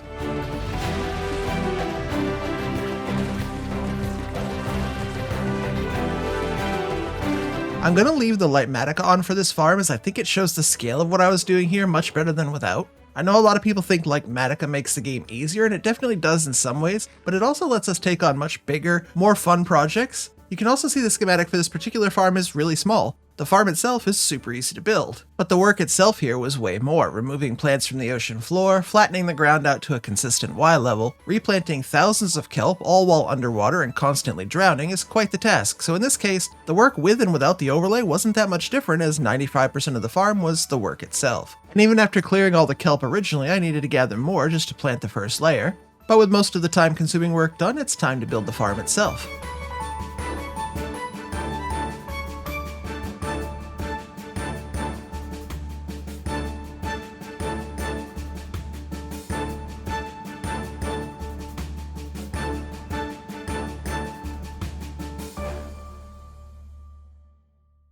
Okay, I did have a few problems with the flying machine, as you can see. Unfortunately, I had split this schematic into 2 and I lined them up wrong. Totally on me, but even with the plans, sometimes things go wrong. The way this farm works is quite simple. The lower flying machine is controlled by a long clock. When it fires, it flies back down and breaks all the kelp just 1 block from the bottom. The kelp floats to the top, and when the machine gets back to home base, it sends the top flying machine, which uses slime to push away the kelp until it's down to the collection end. Kelp slightly sinks when it gets forced like this, so a bubble column at the end pushes it all up into the collection system. Even though I set this off very early and didn't wait for anything close to a full harvest, we still got stacks and stacks of kelp. I'm pretty sure with a few full harvests I'm going to need a lot more storage, or a better way to do this entirely. The farm does turn off with a simple lever, so that'll be helpful. After the kelp farm was done, I only had one thing left to do: survive the last few days before day 4000. I spent that time productively emptying some of our slow and long-term farms, going out to the tree complex to bring back as many shulkers of wood and bone meal as I possibly could. I used 3 big trips with the chest boat to go, and making sure we had over 7,000 of every log right in storage for the upcoming builds. And I took the time to run even more bone meal through the new farm and combine that into blocks before taking it home, and then went to the gold farm to do some bartering.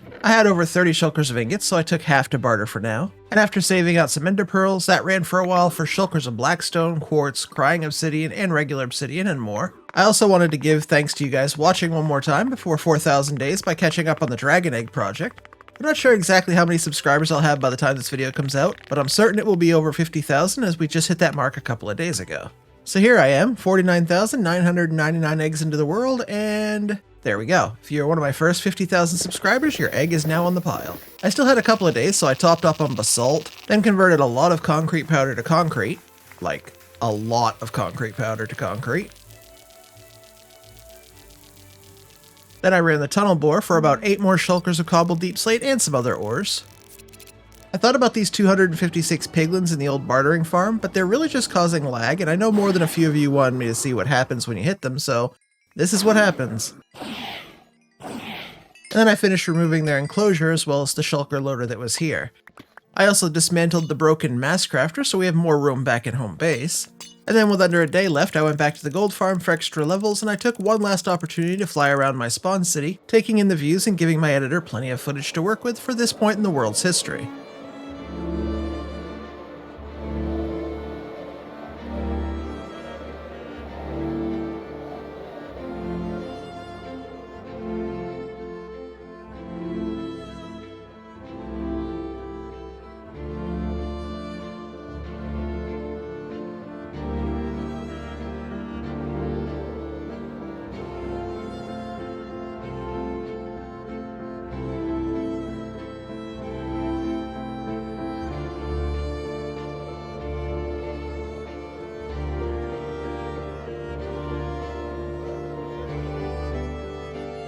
That, however, behind me is the sunset of day 3999, and we are now here, where I should be when these milestones happen, on top of the church I slept in on day 0. The city's coming along.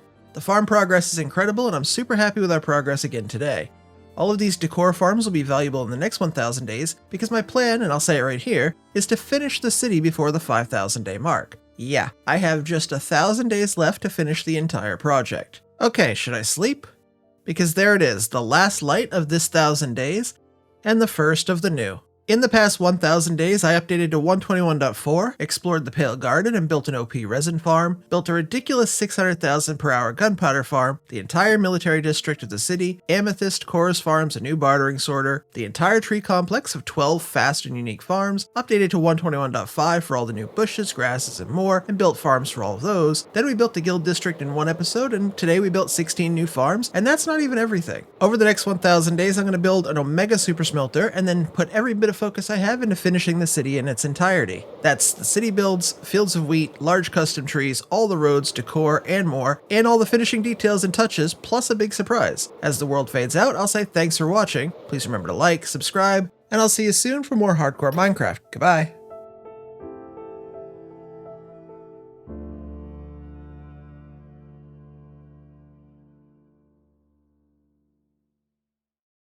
Okay, that's it. 4,000 days are done. Since videos take ages to record, and this 4,000 days was actually finished quite a while ago IRL, let me give you some spoilers and plans. Next time I'm going to build a really OP super smelter with over 1,500 furnaces, before we build more city builds, put custom trees into the city, and build a special farm 99% of you have never seen before. From there, I'm going to do nothing but finish the city. Small builds, custom decor, water features, and a whole pass over the city to make everything as good as I can. At 5,000 days, I should finally have my first fully completed project in the world ready to show you all. But next up, let's go build that furnace. I'll see you then. Goodbye.